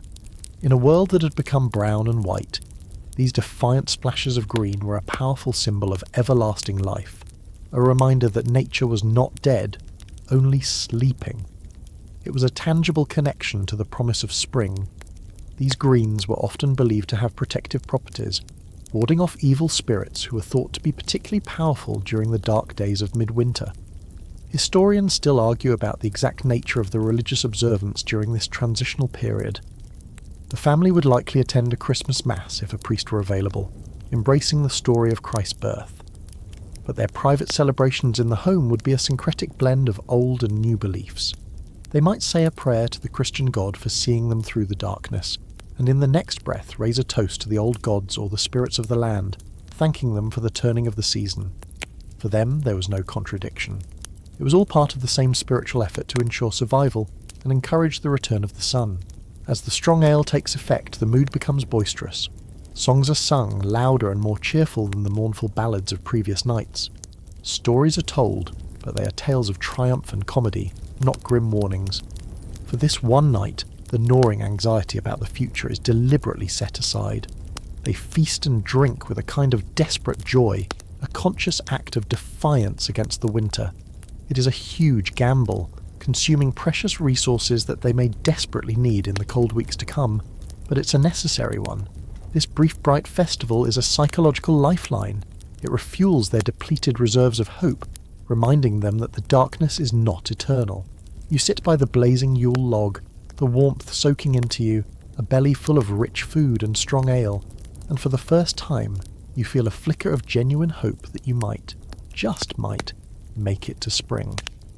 Reminding themselves of the old rules, the ways to placate the unseen powers that govern their world, you, with your modern, rational mind, might dismiss it all as superstition. But as you listen to the wind moaning outside like a giantess in mourning, and you think of the silent, waiting whiteness of the snow, you can't help but feel a sliver of the same primal fear. The world outside the Longhouse door feels immense and ancient, and the idea that it is ruled by a cold, cruel, and powerful old woman seems, in the dead of a Scottish winter night, entirely plausible. The cheerful embers of the Yule log have long since faded, and the memory of the feast is now just a pleasant ghostly warmth in your belly. The deep winter grinds on, but the brief respite has left a subtle change in the atmosphere. The solstice has passed. The days are, imperceptibly at first, the cheerful embers of the Yule log have long since faded, and the memory beginning to lengthen. The light may only last a few minutes longer each afternoon, but it's a victory. Of the feast is a pleasant, but distant dream. The deep winter has returned with a vengeance, the snow piling. However, this return of the light does not bring a return of order. In fact, in many ways, the opposite even higher, the cold somehow feeling more personal and vindictive. The brief, festive truce is over, and it is in this profound is true. The isolation which you've experienced as a social and physical reality has a profound legal consequence. Isolation, in the heart of the frozen months, that another pillar of society silently crumbles. The law. For all intents and purposes, the law of the land is frozen solid. The historical fact is that the authority of the Scottish Crown attempted raid a few weeks ago left a lingering tension, a raw nerve in the small community of the Longhouse. One afternoon, and its judiciary was heavily dependent on the ability to travel. The King's justice was administered by itinerant officials, sheriffs. Just as the men are clearing snow, a heated argument breaks out between the father of the family and his eldest son. It starts skiers, coroners, who move from one burg or shire to the next, holding courts, settling disputes, and punishing criminals. But in winter, this entire system seized up. The roads are impassable, the ferries across the firths are not running over something trivial, the proper way to stack the cleared snow, but quickly escalates. Old grievances, resentments and the mountain passes are buried in snow. The sheriff is safely ensconced in his stone tower in a distant town, and have been simmering for weeks in the close confinement, boil to the surface. Accusations are thrown, voices are he is not coming here until the spring thaw. This legal vacuum has direct and dangerous consequences for the family you're with, remember raised. In a normal season, such a dispute might be taken to a higher authority to be mediated, but now there is no higher authority. This is the historical fact of winter governance, the King's law, and even the Lord the Raiders who attacked a few weeks ago. In a normal season, the head of the family could have, in theory, sought justice. He could have travelled to the sheriff's court and formally accused the rival family of assault and attempted's law, effectively froze along with the rivers. The infrastructure of justice simply ceased to function. The King's sheriff, theft. Witnesses would be called, oaths would be sworn, and a judgment, however flawed or biased, would be made the circuit judges known as justiciars, and other royal officials could not travel. The roads, if you can. But now there is no higher authority to appeal to. Justice becomes an entirely local and personal affair. They only call them that were impassable. Manorial courts, where a local lord would dispense justice for his tenants, where law that exists is the law of the clan and the lex talionis, an eye for an eye, you witness often suspended. This meant that for several months of the year, justice became an intensely local and often arbitrary affair. There was a conversation one evening between the man of the house and his brother. Their words are low and grim. They are debating no one to appeal to, No one to enforce a contract, and most critically, no one to punish a crime in what to do about the raid. They think they know which family was responsible, a settlement in a neighbouring glen with a reputation the Longhouse. The father, as the head of the household, is the ultimate authority. His word is law. He resolves the argument with his son through a stern command, and the son, sullen but obedient, acquiesces. But what if the dispute for trouble? Their talk is not of courts or evidence, but of retribution. Should they gather their kin and mount a counter was more serious.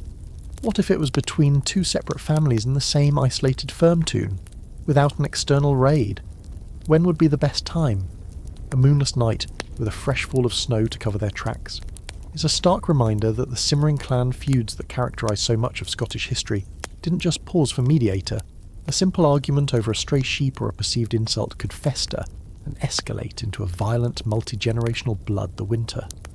The cold months were a time for grudges to fester, for plans to be made, and for scores feud. The history of the Scottish clans is rife with such stories. Feuds that began with a minor incident and to be settled outside the frozen reach of official law.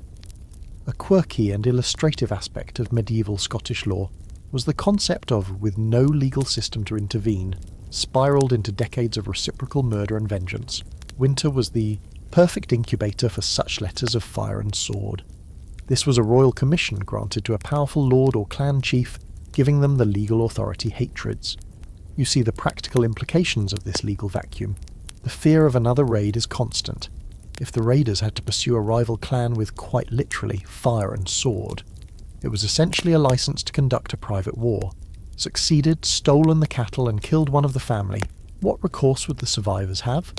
They couldn't send, while such letters wouldn't be issued or acted upon in the depths of winter. The underlying principle, that powerful local a messenger to the sheriff at the local castle town. They couldn't expect a posse to be dispatched to track down the culprits. Their only recourse would be to wait for the thaw and then seek their own justice, a revenge raid.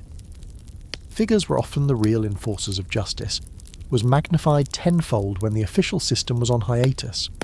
The local laird or clan chief became the sole judge, jury and executioner. This breakdown of formal law affects more than just violent.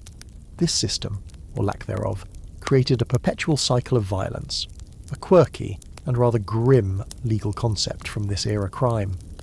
What about a dispute over property? Imagine if one of the cows from your Longhouse wandered off during a brief in parts of Scotland was the Letter of Fire and Sword, a commission granted by the Crown to a powerful lord or clan chief Thaw, and was found and claimed by a neighbour. How do you prove ownership?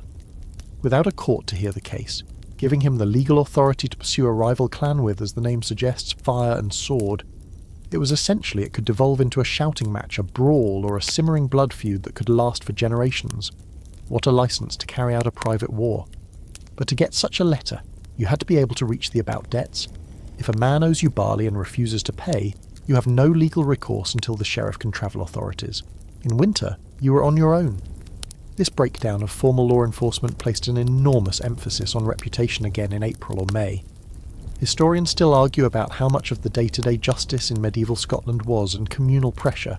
In a community where you are trapped with the same dozen people for months, your good name is your most valuable asset. A person known to be untrustworthy, lazy or violent would be ostracised. This ever handled by the formal royal courts, versus how much was always dealt with through informal local customary law.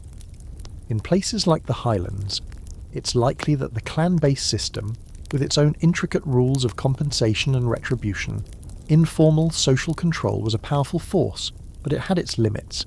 It could manage internal squabbles but was useless against external threats. Historians still argue about how completely the formal legal system shut down. In the more populous and accessible was always the more relevant authority. The winter simply made this de facto reality an absolute one. The family you Lowlands, it's possible that some local courts could continue to function intermittently, but in the remote glens and islands are withers for now choosing a path of caution. They don't have the numbers to guarantee success in a counter of the Highlands. The isolation was near total. Here, the law was a combination of ancient custom, clan tradition raid, and a failure would be catastrophic. So they wait, but the injustice gnaws at them, the insult and the immediate will of the local strongman. Was a chief's judgment based on a recognised code of conduct to their honour? The threat to their existence? It's a poison that seeps into the long dark hours, or simply his own whim? It was likely a mixture. The law of the clan was a real concept. The law has abandoned them to the snows. They are self-governing, and that means they are also self-deaf, but its application could be inconsistent and brutal. You realise that the weapons the men keep close at hand are not just ending. The axe that repelled the first attack is kept sharpened, not just for chopping wood, but for a purpose for fending off raiders. They are a constant symbol of this legal reality. In a world where there is no police far grimmer, the peace of the Longhouse is a fragile thing, maintained not by a distant king's decree, forced to call, your own strength and the willingness to use it are your only true protection. The concept of personal security, but by the strength of the men's arms and their willingness to use the weapons that lean, waiting against the cold turf is entirely your own responsibility. The family must act as its own police, its own jury, and if necessary, its wall.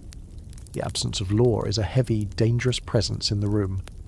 Amidst the adult world of simmering feuds, gnawing hunger, and back-breaking chores, it's easy to overlook the other inhabitants of the Longhouse, the children.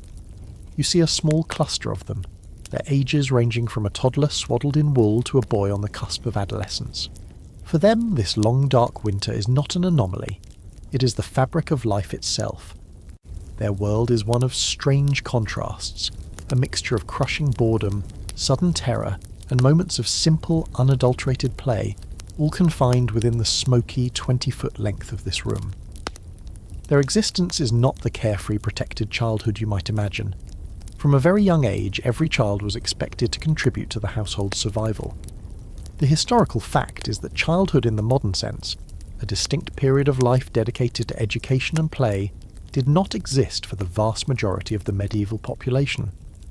Children were seen as miniature adults, and they were integrated into the world of work as soon as they were physically able.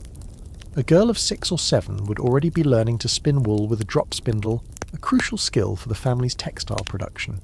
She would be responsible for watching her younger siblings, for stirring the pottage, for feeding the hens if the family was lucky enough to have any.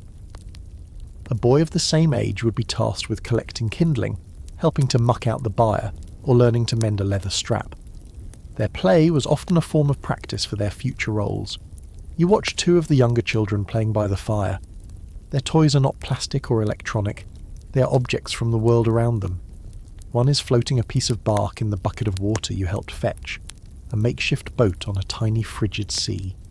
Another is carefully arranging small smooth stones into patterns on the packed earth floor.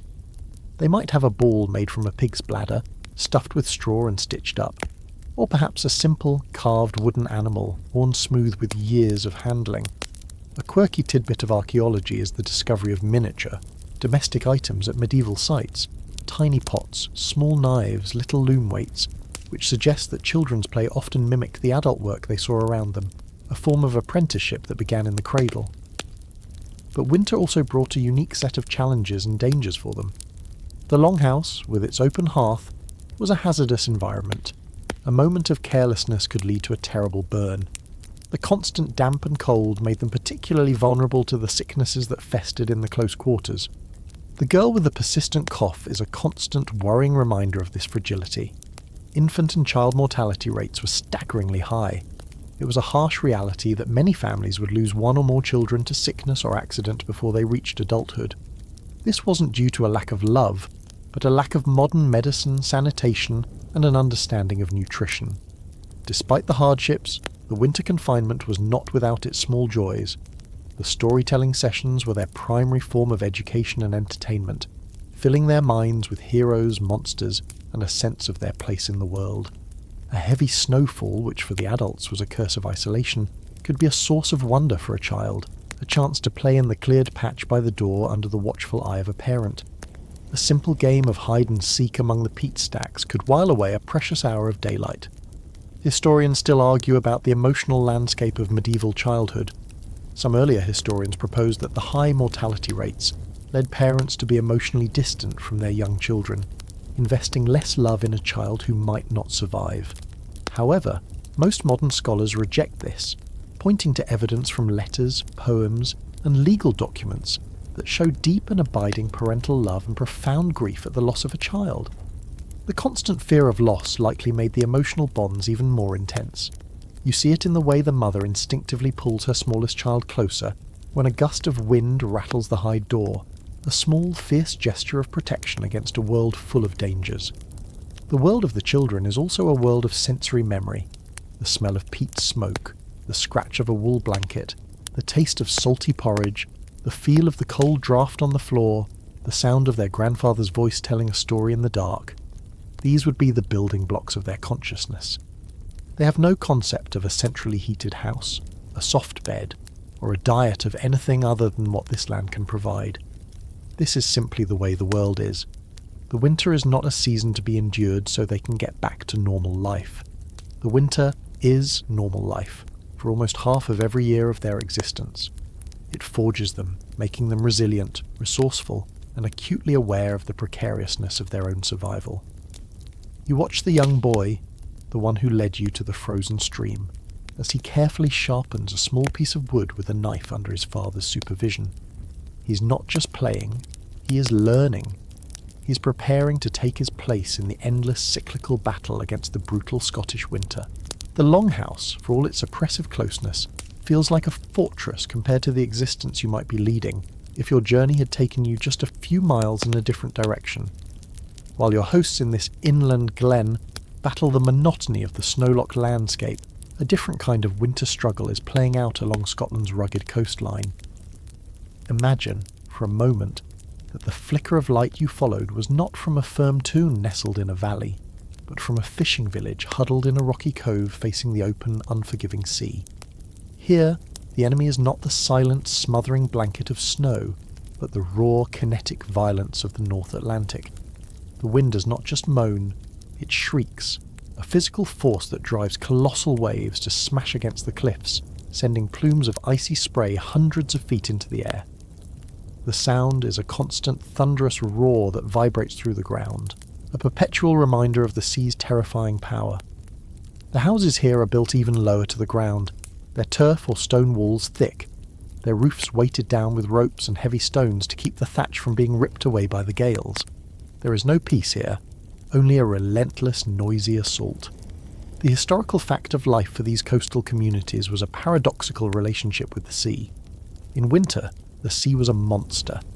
It was the bringer of storms that could swallow fishing boats whole, that could erode the very land the village stood on. Travel by sea, the main highway for trade and communication in the summer, became almost impossible. The same storms that isolated the inland glens with snow also trapped the coastal villages behind a wall of furious water. But at the same time, the sea was their only hope. The land around these villages was often thin and poor, incapable of producing enough food to sustain the population. The fields are barren and frozen, just like in the glen. The true harvest here came from the water. Even in the heart of winter, on days when the storms abate for a precious nerve-wracking few hours, the men would have to go out. You would watch them, a small group of figures silhouetted against a grey churning sea, as they manhandle their boat down the shingled beach. The boat is not a large vessel. It's a small, open cobble, or skiff, propelled by oars and perhaps a single, simple square sail. It seems terrifyingly fragile against the backdrop of the massive steel-grey swells. The decision to launch is a gamble of the highest stakes. A misjudged wave, a sudden shift in the wind, and the boat could be swamped or smashed, and the crew, husbands, fathers, sons, lost forever. Their target is whatever they can catch. Primarily, they would be seeking whitefish like cod and ling from the inshore waters. The fish would be caught on long lines with hundreds of hooks baited with shellfish or salted scraps. A quirky tidbit of this life is the immense labour that went into preparing the lines. The women and children would spend hours on the shore digging for bait in the freezing sand, then carefully baiting each individual hook. It was a communal effort. The entire village invested in the success and survival of the men at sea. If they returned, their catch would be a lifeline, providing fresh protein to supplement the grim diet of salted herring and oats. Anything extra could be salted or dried for the future. The coast also offered other, more marginal resources. At low tide, people would venture out onto the slippery, treacherous rocks to gather shellfish like mussels and limpets, or to harvest edible seaweed like dulse and carrageen. These were starvation foods, perhaps, but they were food nonetheless. providing vital minerals and a change from the monotonous diet. Historians still argue about the importance of seabirds in the medieval coastal diet. While evidence suggests that fowling, catching birds like gannets, puffins and guillemots from the sheer cliff faces, was a major activity in some parts of Scotland, like the islands of St Kilda, it's unclear how widespread it was as a winter food source. It was an incredibly dangerous activity, requiring men to be lowered down cliffs on flimsy ropes, but the payoff in meat, eggs and feathers could be substantial. For those on the coast, the fear of starvation was matched by the fear of shipwreck. A winter storm could drive a trading vessel from Norway or the Low Countries onto the rocks. For the wreck's crew, it was a catastrophe. For the local villagers, it was a grim opportunity. While the church condemned the practice, wrecking, looting the cargo of a wrecked ship, was a common survival strategy. A barrel of wine, a bolt of cloth, a chest of iron tools washing ashore would be a gift from a god, or the sea itself. It was a brutal calculus, but in a world of profound scarcity, the line between salvage and theft was easily blurred by the roar of the surf. So while your longhouse in the glen is a sanctuary of quiet, if tense, isolation, a coastal village would be a place of constant nerve-shredding anxiety. The men's lives depend on their skill and luck every time they launch their boat. The women's lives depend on waiting, staring out at the grey horizon, praying for their return. The cold is damper, the wind is louder, and the stakes, in some ways, feel even higher. The snow isolates, but the sea threatens to devour. It is the same winter, but a different battle, fought on a different front. Your experience has been shaped by the rhythms of this small, isolated, firm tune, a place that feels ancient and governed by rules that predate any king. But as you listen to the stories and the gossip, you begin to understand that your longhouse exists within a much larger and deeply divided Scotland. The hardships of winter, while universal, were not uniform. The struggle for survival in the Gaelic-speaking, clan-based Highlands where you are now was culturally and economically different from the struggle in the Scots-speaking, more feudal lowlands to the south and east. The landscape itself dictated much of this difference. The Highlands, the vast and mountainous northern two-thirds of the country, was a region of high peaks, deep glens and poor acidic soil. It was not suited to large-scale agriculture. This historical fact shaped its entire society. Life was pastoral, revolving around cattle, which were grazed on high summer pastures and brought down to the glens for the winter. Power was fragmented and personal, based on kinship and loyalty to a clan chief. The longhouse you're in, with its small cluster of related families, is the fundamental building block of this society. Their wealth is on the hoof, in the byre at the end of the room. Their winter survival depends on their own stored food, the health of their animals, and their ability to defend themselves. Now imagine the winter experience of a peasant farmer in the Lowlands, perhaps in the fertile plains of Lothian or the rolling hills of Fife. His house might be of similar construction, a turf or clay-walled cottage, but it would likely be part of a larger, more structured village. He is not a clansman, bound by blood to a chief. He is a tenant farmer, perhaps a serf, bound by law and obligation to a lord. His master might be a powerful baron, a knight, or even a great monastery. This farmer's life is governed by the rhythm of arable farming, ploughing, sowing, and harvesting grain, primarily oats and barley, but also some wheat in the more fertile areas. In winter, the lowland farmer also faces cold, darkness, and hunger. His diet is also based on pottage and oatcakes, but the structure of his hardship is different. His greatest anxiety might not be a surprise raid from a rival clan, but the demands of his lord. After his own harvest was brought in, a huge portion of it would have been taken as rent. He had to pay his tithes to the church. He might be required to perform winter work, repairing the lord's mill, mending fences, or cutting firewood for the castle, even when he needed to be working for his own family's survival. His connection to the wide world is greater. The lowlands were more populous, more integrated into the trade routes of the North Sea, but his personal autonomy is far less. A quirky tidbit that highlights this difference is the run-rig system of farming, common in both areas but with different social implications. Fields were not held as private plots, but were divided into long, narrow strips. Each tenant in a village would be allocated a number of scattered strips. This was designed to ensure everyone got a fair share of the good and bad land. In the Highlands, this system reinforced the communal, kin-based nature of the settlement. In the Lowlands, it was a tool of manorial control, making it easier for the Lord's reeve or manager to oversee the work and collect the rents. The language you hear around you is Gaelic. The stories are of Gaelic heroes. If you were in a Lowland cottage, you would be hearing an early form of the Scots language, a Germanic tongue more closely related to English. The stories might be of chivalrous knights or tales from the Bible, reflecting a culture more closely aligned with feudal Europe. Historians still argue about the precise location and nature of the Highland line, the cultural and linguistic frontier that divided these two Scotlands. It was not a formal border, but a fluid, shifting zone of interaction, and frequently of conflict. To the Lowlanders, the Highlanders were often seen as wild, lawless barbarians. To the Highlanders, the Lowlanders could be seen as soft, grasping, and untrustworthy. This division was starkly apparent in winter. The Lowland lord in his stone castle with its large fireplaces, multiple rooms, and stores of grain taken from his tenants would experience winter in a profoundly different way from the people in his fields. His winter might be one of boredom and feasting. For the clan chief in the Highlands, while his tacksman's house or tower would be larger and better built than your longhouse, the fundamental connection to his people was closer. He was expected to provide for his clan in hard times, to lead them in defence. His survival was more directly tied to theirs. The Lowland lord's relationship with his tenants was more purely economic. If a tenant family starved over the winter, it was a tragedy, but one that could be replaced by a new tenant in the spring. So while you shiver in this Highland longhouse, feeling at the very edge of the world, remember that your experience is only one half of the story. The peasant in the Lowlands is also cold, also hungry. But the chains that bind him are different. His fear is not just of the cold, but of the reeve's knock on the door, demanding a share of the food he needs to keep his own family alive. He is part of a larger, more rigid machine, and winter is the time when the gears of that machine grind the hardest on those at the very bottom.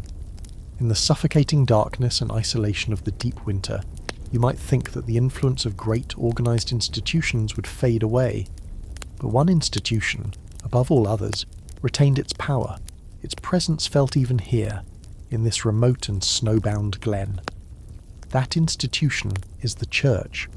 While the king's law may be frozen, God's law, and the authority of his church on earth, is ever present in the minds of the family. The family you are with is Christian. The historical fact is that by this period Scotland was, officially, a thoroughly Christianised country. The old pagan beliefs, like the worship of the Cailleach, might persist as powerful folklore, but the formal religion, the structure of belief and worship, was Catholic Christianity. Their lives were marked by its rhythms: baptism at birth, marriage in the church, and prayers for the dead.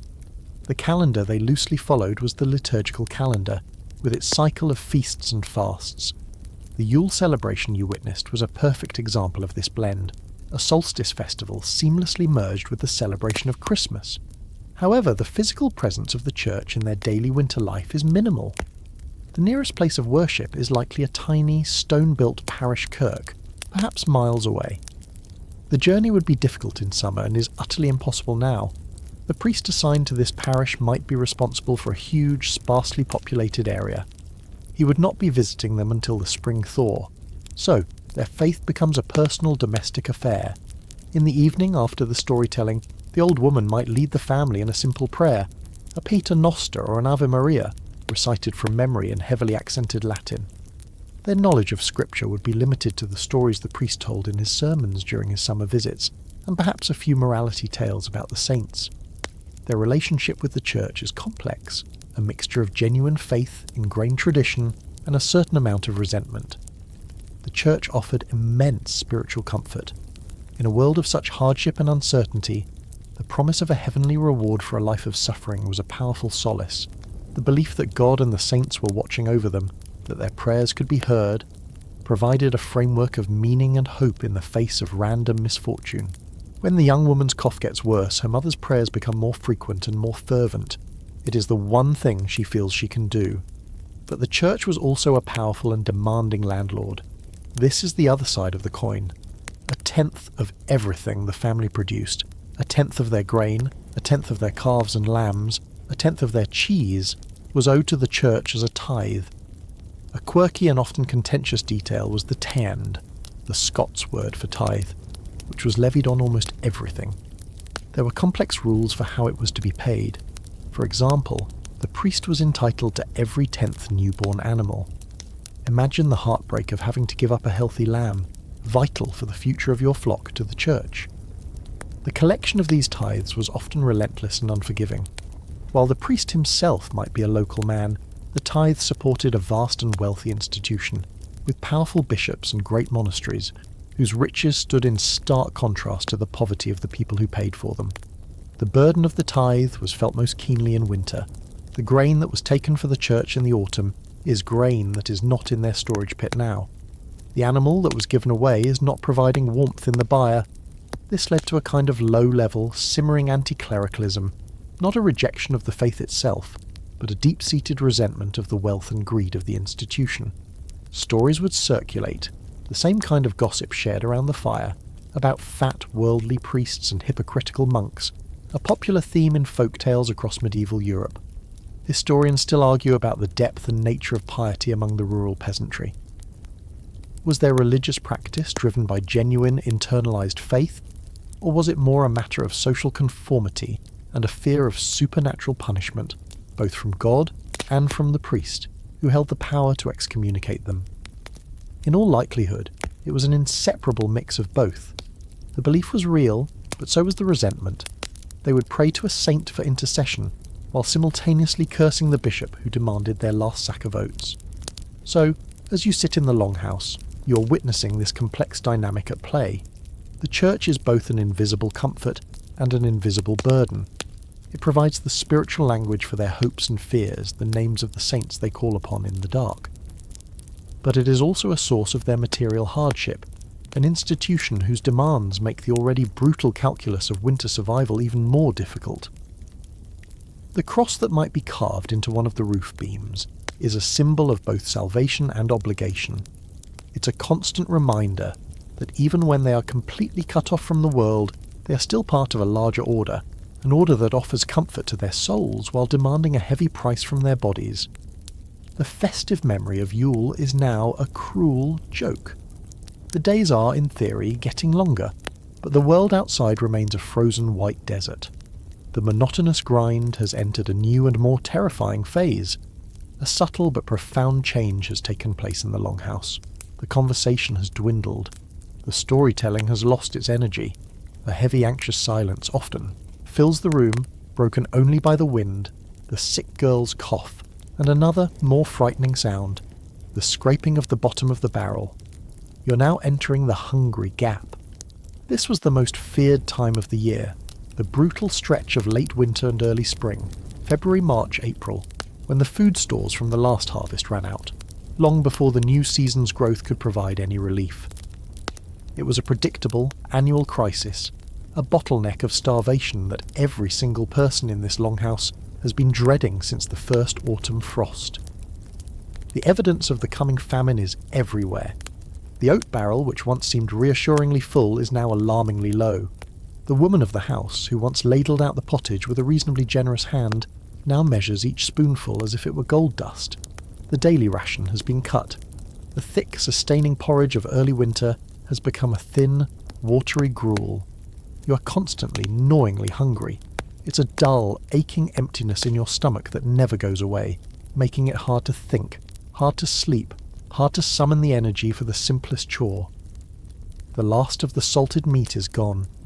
The final, rock-hard piece of dried fish was boiled into a soup days ago. The pile of turnips in the corner has been reduced to a few rubbery, shriveled roots. The historical fact is that this period of seasonal starvation left tangible marks. Archaeologists and biohistorians examining skeletal remains from this era can see the evidence in what are called Harris lines, thin lines of increased bone density on the long bones that indicate periods where childhood growth temporarily stopped due to malnutrition, only to restart again when food became more plentiful. The teeth tell a similar story, with bands of enamel hyperplasia showing where the body's development was arrested by severe nutritional stress. The bodies of the people around you are living archives of past winter's famines. The family's focus turns to desperate measures. The man of the house might risk venturing out on a makeshift pair of snowshoes, checking the snares he set weeks ago in a sheltered patch of woodland, hoping against hope to catch a rabbit or a bird. But the animals are starving too, and the hunt is likely to be fruitless.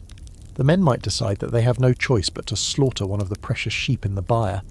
It's a devastating decision. It's like eating your seed corn. That sheep represents future lambs, future wool, the future wealth of the family. Killing it is an admission of defeat, a sacrifice of the future for a few more days of survival in the present. A quirky and grimly practical source of food was blood. A family might bleed one of their cattle, making a small incision in a neck vein to drain a quantity of blood, then plugging the wound with a piece of clay. The blood, rich in protein and iron, would be mixed with the last of the oatmeal and fried on the girdle stone to make black puddings. This practice allowed them to get sustenance from their most valuable animals without actually killing them, a desperate act of sustainable harvesting. The physical effects of this prolonged hunger are becoming obvious. People are visibly thinner, their faces gaunt, their eyes sunken. They move slowly, listlessly, conserving every calorie. The children, usually a source of noise and energy, are quiet and subdued. The sick girl's condition is worsening. Her body, lacking the nutrients to fight the infection, is losing the battle. Tempers are short. The close confinement, which was once a source of communal strength, is now a pressure cooker of resentment. Small irritations flare into bitter arguments over a dropped piece of peat or a mouthful of gruel. Historians still argue about the social mechanisms that kicked in during a full-blown famine. When one family's food ran out entirely, would their neighbours, if they could be reached, share their own meagre stores, following the principles of kinship and community? Or did survival become a brutal individualistic struggle, with each household hoarding what little they had, letting their neighbours starve? The answer is likely both. Accounts from later famines describe incredible acts of self-sacrifice and charity alongside horrific stories of violence, theft and cannibalism. In the end, it depended on the severity of the crisis and the strength of the social bonds. The hunger is a physical and psychological torment. It dominates every waking thought. You dream of food, you hallucinate the smell of roasting meat. The world shrinks until it contains only this single, overwhelming reality: the emptiness in your stomach, and the terrifying knowledge that the food is almost gone. The Longhouse has become a waiting room of starvation, and you're all just waiting, listening to the wind, praying for a miracle, for the first impossible, incredible sign of spring. Just when you think the monotonous cruelty of the winter will never end, a change comes. It doesn't arrive gently. It comes with a violence that rivals the winter's own. You're woken one night by a new sound, not the crisp rustle of wind over dry snow, but a drumming dripping. Just when you think the miserable grey-white world will last forever, something raw. A warm, wet wind blowing in from the Atlantic has arrived. The temperature soars, the great changes. It's not a sudden, glorious transformation. It's a subtle, almost treacherous shift in the air thaw has begun, but it is not the gentle, hopeful event you had imagined. It is a new kind of disaster. A new sound joins the whisper of the wind, the slow, steady drip, drip, drip of melting. The first sign is the state of the Longhouse itself, the thick blanket of snow on the roof which acted as a surprisingly snow from the eaves of the Longhouse. A day comes when the sun has a hint of genuine warmth, and the blinding effective layer of insulation is now melting. Icy water begins to drip through the thatch, not just in one or two places. The white surface of the snow loses its pristine glare, becoming wet and heavy. The thaw has begun. But this is not the gentle but everywhere. The roof that kept you dry from the snow cannot handle the rain. The floor turns to a slick, cold, life-affirming spring of a poet's imagination. This is the treacherous, messy and dangerous spring thaw of the Scottish Highlands, a new chapter of misery all its own. The initial relief you feel is quickly replaced by a mud. Your bed of bracken becomes a sodden, stinking mattress. The oppressive smoke from the fire is joined new set of problems. As the immense blanket of snow begins to melt, the world dissolves into a brown, churning chaos by the clammy, miserable feeling of being perpetually damp. The fire itself hisses and sputters as drips land. The frozen ground, hard as iron for months, is unable to absorb the sudden deluge of water, the snowpack in the hearth. making it even harder to keep alive. Outside, the scene is one of chaotic transformation. The pristine that took 3 months to accumulate is now melting in a matter of days. The small, frozen burn at the bottom of the glen transforms. White world is dissolving into a grey and brown mess. The snow, which stood 6 feet deep in places, is collapsing from a silent ribbon of ice into a raging muddy torrent. It overflows its banks, turning the entire floor of the glen into a slushy, sodden mass. The burn, the frozen stream, is now a raging brown torrent, choked with huge chunks of ice that grind against each other with a sound like thunder. This is the historical fact of into a shallow, fast-moving lake. The historical fact is that this spring flooding was as predictable and as dangerous as the winter Scottish spring thaw. It was a season of widespread and dangerous flooding. The water, unable to soak into the still frozen ground, snows. Settlements built on low-lying ground, or haves, were particularly vulnerable, and it wasn't uncommon for homes, livestock, and even people to be swept away in the deluge.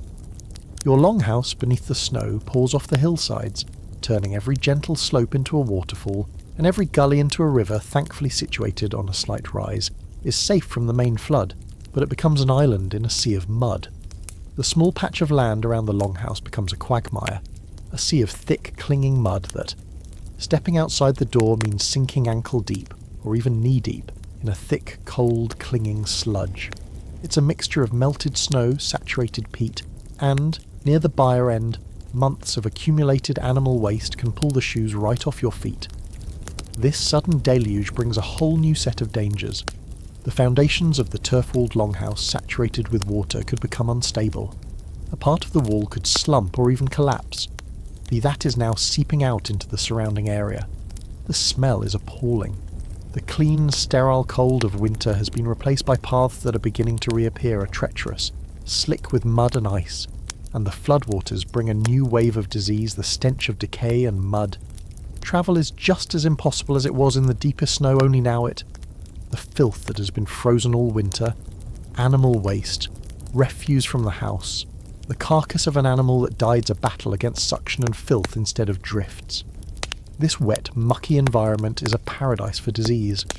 The in the snow is now picked up by the meltwater and washed into the community's water source.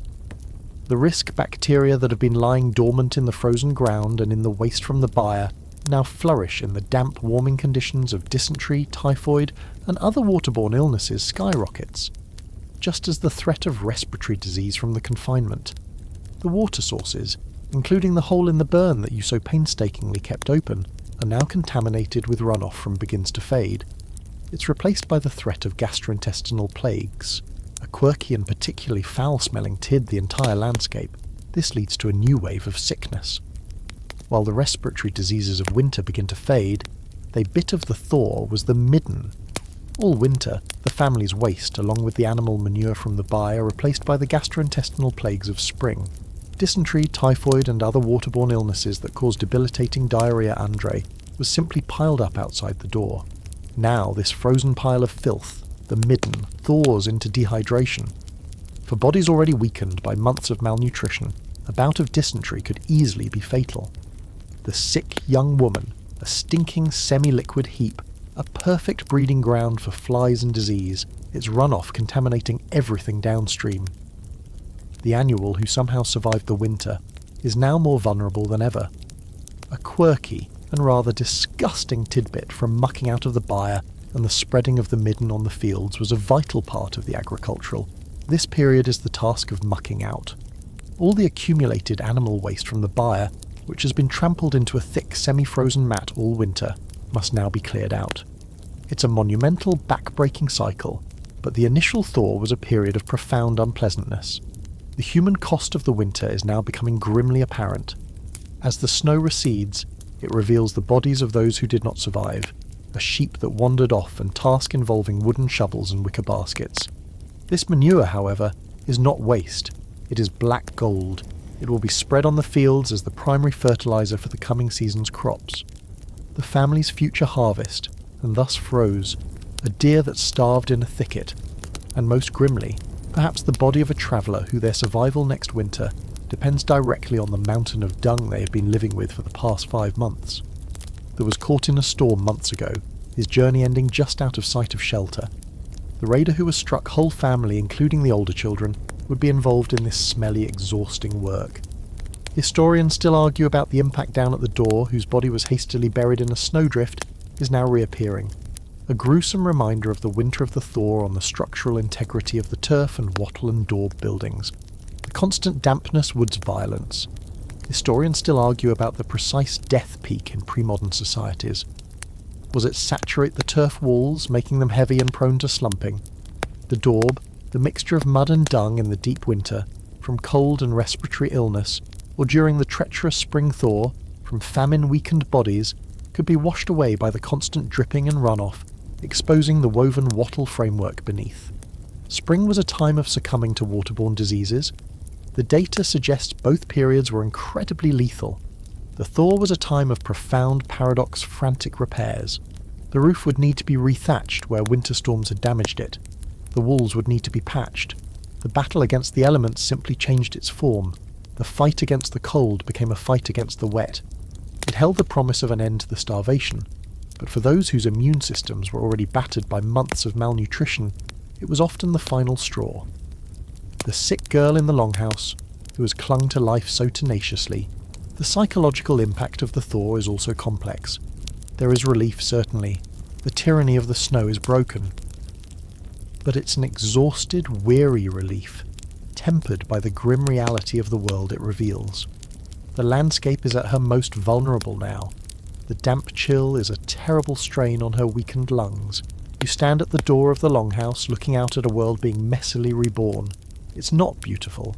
It's a landscape that emerges from under the snow as a sad, dead-looking thing. A palette of muddy browns and pale, lifeless yellows of mud, slush and debris. The air is full of the smell of wet earth, rotting vegetation, and the newly. The bodies of animals that didn't survive the winter, a lost sheep, a fox, a deer, are now exposed thawed midden. The feeling is not one of joyous relief, but of utter exhaustion, mixed with a dawning awareness of the in the fields. The ground is too soft and wet to begin ploughing or planting. The hungry gap is immense amount of work that lies ahead. The fields need to be cleared and prepared for ploughing. The house needs to at its most intense, because now you have the energy-sapping work of mucking out and repairs to do, but the food be repaired. The dead need to be properly buried. The winter monster is finally dying, but it is thrashing and its stores are at their absolute lowest. The promise of spring is there, but it still feels a long, long way off death throes, and you are far from safe yet. The thaw is not a gentle kiss of spring, it is. You stand at the door of the Longhouse, looking out at the muddy, waterlogged world, feeling a profound, a chaotic, dirty and dangerous battle, the final test of your endurance. Weeks have passed since the first violent thaw. The world is no longer a chaotic slurry of mud and floodwater. The ground has firmed up, the streams have retreated to their banks, and the air has lost its raw, damp chill. And then one day, you see it. On a south-facing bank, catching the full strength of the strengthening sun, is a patch of vibrant, impossible green. It's the first new growth of the year, a cluster of wild garlic or the tender shoots of young nettles. It's not a harvest, it's not a meal, but it is a miracle. It is the first edible thing to emerge from the dead earth, and it signals a true turning point. The collective sigh of relief in the Longhouse is a physical thing. The crushing, day-to-day anxiety that has been your constant companion for months finally begins to ease its grip.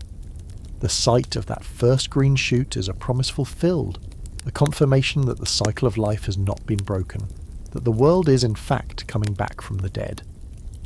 The woman of the house goes out with a small knife and a basket and carefully harvests some of the nettle tops. They will be boiled and added to the watery oat gruel, providing the first fresh vitamins and minerals the family has tasted in half a year. To your modern palate, boiled nettles might sound like a punishment, but to these starving people, the taste is revelatory. It's the taste of life itself. This is the historical fact of the late spring. It was a time of intensive foraging. While waiting for the main crops of oats and barley to grow, people would scour the landscape for anything edible. They would gather sorrel, wild garlic, dandelions and chickweed. The children, with their sharp eyes and small hands, would be sent to search for the tiny edible roots of the pignut, a small starchy tuber that was a welcome treat. Every calorie, every nutrient was a precious gain. This wild harvest was the bridge that carried them over the final desperate weeks of the Hungry Gap. The light has changed completely. The sun is now a warm, welcome presence in the sky. It rises earlier, sets later, and the long oppressive nights are a fading memory. For the first time in months, the family can spend the majority of their day outside the smoky confines of the Longhouse. They throw open the hide flap, letting the fresh air and sunlight pour in, a natural act of spring cleaning that helps to drive out the lingering damp and sickness of the winter. The world is filled with the sound of bird song, another sign of the Great Return. The birds that fled south in the autumn are back, staking out their territories with a joyous, noisy confidence. Work begins in earnest. The man of the house and his eldest son are out in the small field, the in-by land closest to the house. They are not using a heavy horse-drawn plough. They may not even own a horse or an ox. Instead, they are using a cas-chrom, or foot plough, a traditional Gaelic implement. A quirky tidbit of agricultural history, the cas-chrom was perfectly adapted to the rocky, uneven soil of the Highlands. It consists of a long, curved wooden handle with a small iron tip. The user forces the tip into the ground with their foot, then levers the handle back to turn over the sod. It is slow, back-breaking work, but it allows them to cultivate small, awkward patches of land that a modern plough could never reach. As they work, they are preparing the ground for the most important crop of all, oats. The seed oats, saved from last year's harvest, are the family's hope for the future. Every grain is precious. The sowing would be done by hand, the sower walking across the newly turned earth, casting the seed in a wide, practiced arc. This moment is fraught with a tension all its own. They have survived the winter, but their survival next winter depends entirely on the success of this crop. A late frost, a summer drought, a blight, any of these could spell disaster. Historians still argue about the exact timing of the agricultural calendar in medieval Scotland, and how it was affected by the Little Ice Age. The shortening of the growing season meant that farmers had a much smaller window of opportunity. They had to wait for the ground to be dry enough to work, but they couldn't afford to wait too long, lest the oats fail to ripen before the first frosts of the next autumn. This climatic pressure must have created a constant low-level anxiety throughout the entire summer. The work was a race against time, a gamble against the sky. But for now, in these first warm days of true spring, the mood is one of guarded optimism. The cattle and sheep, looking thin and shaggy after their long confinement, have been let out to graze on the new grass. The children are running in the fields, their laughter a sound you haven't heard in months. The sick girl, who miraculously pulled through, is sitting in the sun by the door, still weak but with colour back in her cheeks. The land is greening, the air is warm, and for the first time you feel a sense of absolute certainty that the winter is truly over. The scars remain, but the wounds are beginning to heal. Life, tenacious and resilient, is returning to the glen. The green tide of spring has now fully washed over the landscape, replacing the grim browns and greys of the Thaw with a vibrant, almost shocking intensity. The birch trees are covered in a haze of new, bright green leaves. The gorse is ablaze with yellow flowers, their coconut-like scent filling the warm air. The frenetic work of ploughing and sowing is done, and for a brief moment there is a pause. It is a time for accounting, a time to formally and informally take stock of the winter's true cost. The survival of the household has been secured, but the price has been high. The first, and most grim, accounting is for the dead. The young woman who had been so sick, who seemed to rally in the first days of spring, suffered a relapse and died. Her body, weakened by months of malnutrition and respiratory illness, simply could not recover. There was no great ceremony. Her father and brother wrapped her in a simple woolen shroud and carried her to the small consecrated ground of the parish kirk, miles away. It was a quiet, sorrowful procession under a bright spring sky. You watch them go, a stark reminder that survival was never guaranteed. Her death leaves a hollow space in the small family, a permanent scar. This historical fact of staggeringly high mortality rates was not an abstract statistic. It was an intimate, recurring grief that shaped the emotional lives of every family. They were accustomed to loss, but that never made it easy. The accounting of the livestock is just as crucial. They count the flock of sheep. They lost one to the slaughter during the Hungry Gap, and another, a lamb, was born weak and did not survive its first few days. The cattle are thin but have survived. A major victory. The health of these animals is paramount. Their recovery on the fresh spring grass is watched with an eagle eye. They represent the family's entire capital, and their depleted numbers are a serious blow to the household economy. It will take a full season, maybe more, to rebuild the flock to its pre-winter strength. Then there is the accounting of the tools and the home itself. The winter has taken its toll on their meagre possessions. The man of the house inspects the blade of his axe, noting the nicks and the wear. A spade handle, weakened by the wet, has split and needs to be replaced. The thatched roof, which you remember dripping incessantly during the thaw, needs extensive repairs. A quirky but essential springtime task was rethatching. The whole family would be involved.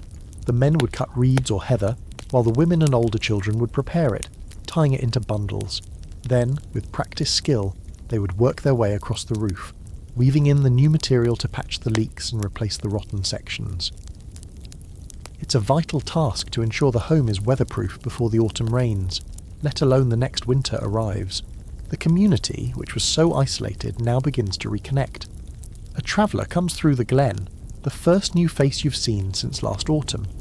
He brings news from the outside world, which lords are in favour with the king, what the price of salt is in the nearest burg, who has died and who is married in the next strath. The news of the failed raid on your Longhouse travels with him and becomes part of the local lore. The family's successful defence enhances their reputation for being tough and not to be trifled with. In a world with no formal police, a strong reputation was a vital deterrent. Historians still argue about the speed of economic and social recovery after a particularly harsh winter. Did communities bounce back quickly, or did a severe winter, like the one you've just experienced, create a spiral of debt and dependency that could last for years? If a family lost all their livestock, they might have to borrow from their chief or a wealthier neighbour, putting them in a subservient position. A failed crop could mean having to take on a loan of seed grain at a high rate of interest.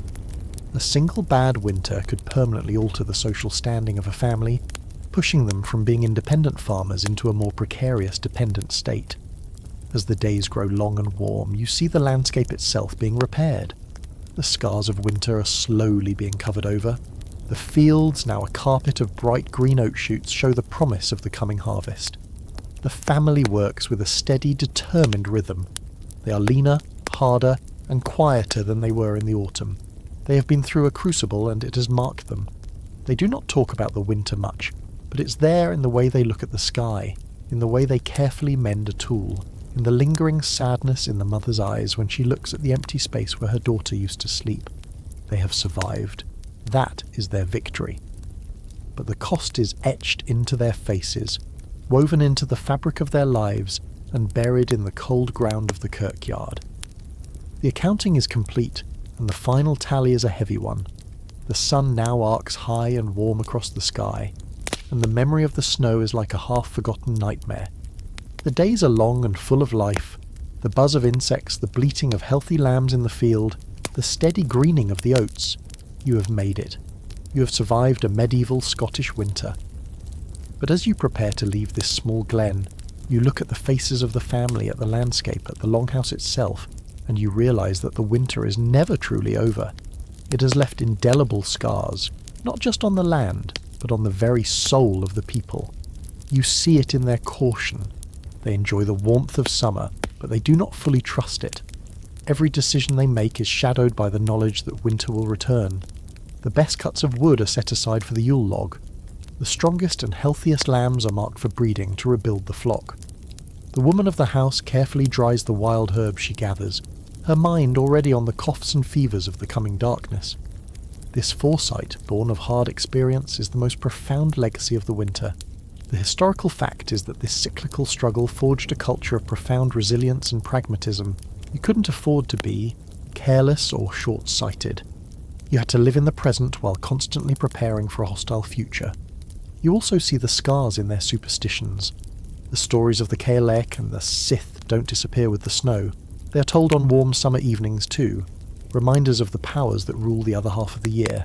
The family might leave an offering of milk or a piece of bannock on a particular stone, not out of immediate fear, but as a kind of down payment on goodwill, an appeasement of the forces that will hold their lives in the balance once more. The winter reinforces a worldview where the line between the natural and supernatural is thin, where the world is full of unseen forces that must be acknowledged and respected. A quirky and telling legacy is in the food. Even now, in a time of relative plenty with fresh greens and the promise of a harvest, the taste of salt and smoke is never far away. The first fish caught in the newly accessible streams are not all eaten fresh. Some are immediately salted and hung to dry, the beginning of the larder for the next winter. The process of preservation is not a seasonal chore. It's a constant underlying activity. This reliance on salted, smoked and preserved foods for a huge portion of the year shaped the Scottish palate for centuries. The national love for things like salted herring, kippers, smoked fish, Arbroath smokies, and even haggis, a dish designed to use up every last perishable part of an animal, is a direct culinary echo of these desperate times. The social fabric, too, bears the winter's mark. The bonds within the family, tested and strained by the confinement, have been forged into something stronger. They have faced the worst together and survived. The memory of the failed raid has hardened their relationship with their neighbours, reinforcing the us versus them mentality that was so central to the clan system. Loyalty to your own kin is absolute, because in the depths of winter, they are the only people you can truly rely on. Historians still argue how much the harsh, northern European climate, with its long, brutal winters, directly shaped the development of social structures, fostering intense communal loyalty within small groups while simultaneously creating deep suspicion of outsiders. The winter you experienced is a powerful argument for that theory. It was a crucible that burned away frivolities and left only the hard, essential bonds of kinship and mutual defence. You look one last time at the Longhouse. It's no longer just a primitive smoky hut. You see it now as a marvel of engineering, a living machine perfectly adapted to its environment. It is a ship designed to sail through the frozen ocean of winter. The thick turf walls, the central hearth, the shared space with the animals, every feature you once saw as a hardship, you now understand as a vital part of its genius. It is a symbol of the people themselves, tough, resilient, shaped by the land and the sky, and built to endure. The winter did not break them. It made them who they are, and so you walk away, back into your own time, leaving them to the long, beautiful summer they have so dearly earned. But you carry the winter with you, the memory of the gnawing hunger, the oppressive darkness, the biting cold, and the incredible, stubborn resilience of the human spirit. You understand now that to know Scotland, you cannot just see it in the sunshine. You must understand the darkness that has shaped its bones.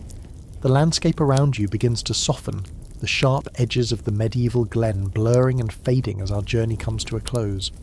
The visceral cold you felt in your bones is replaced by the comfortable warmth of your own bed, the rough texture of the wool cloak giving way to the smooth softness of your familiar sheets.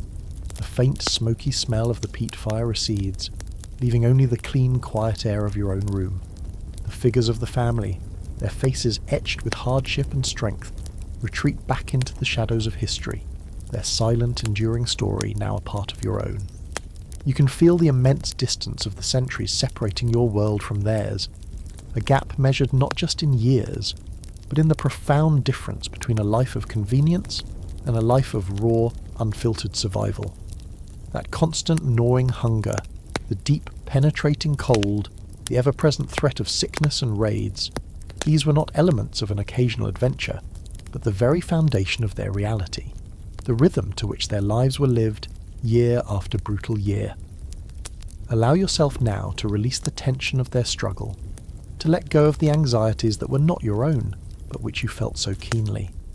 Feel the deep sense of gratitude for the simple, miraculous comforts that surround you, the silent hum of electricity, the effortless flow of clean water, the reassuring solidity of the walls that protect you from the night.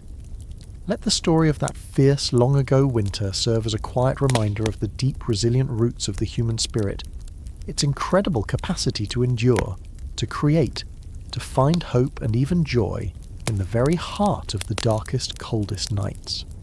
Let their story melt away into the background, becoming just a soft, distant echo as your own consciousness begins to drift, floating now on a much gentler current towards a place of deep, restorative and peaceful sleep, sweet dreams.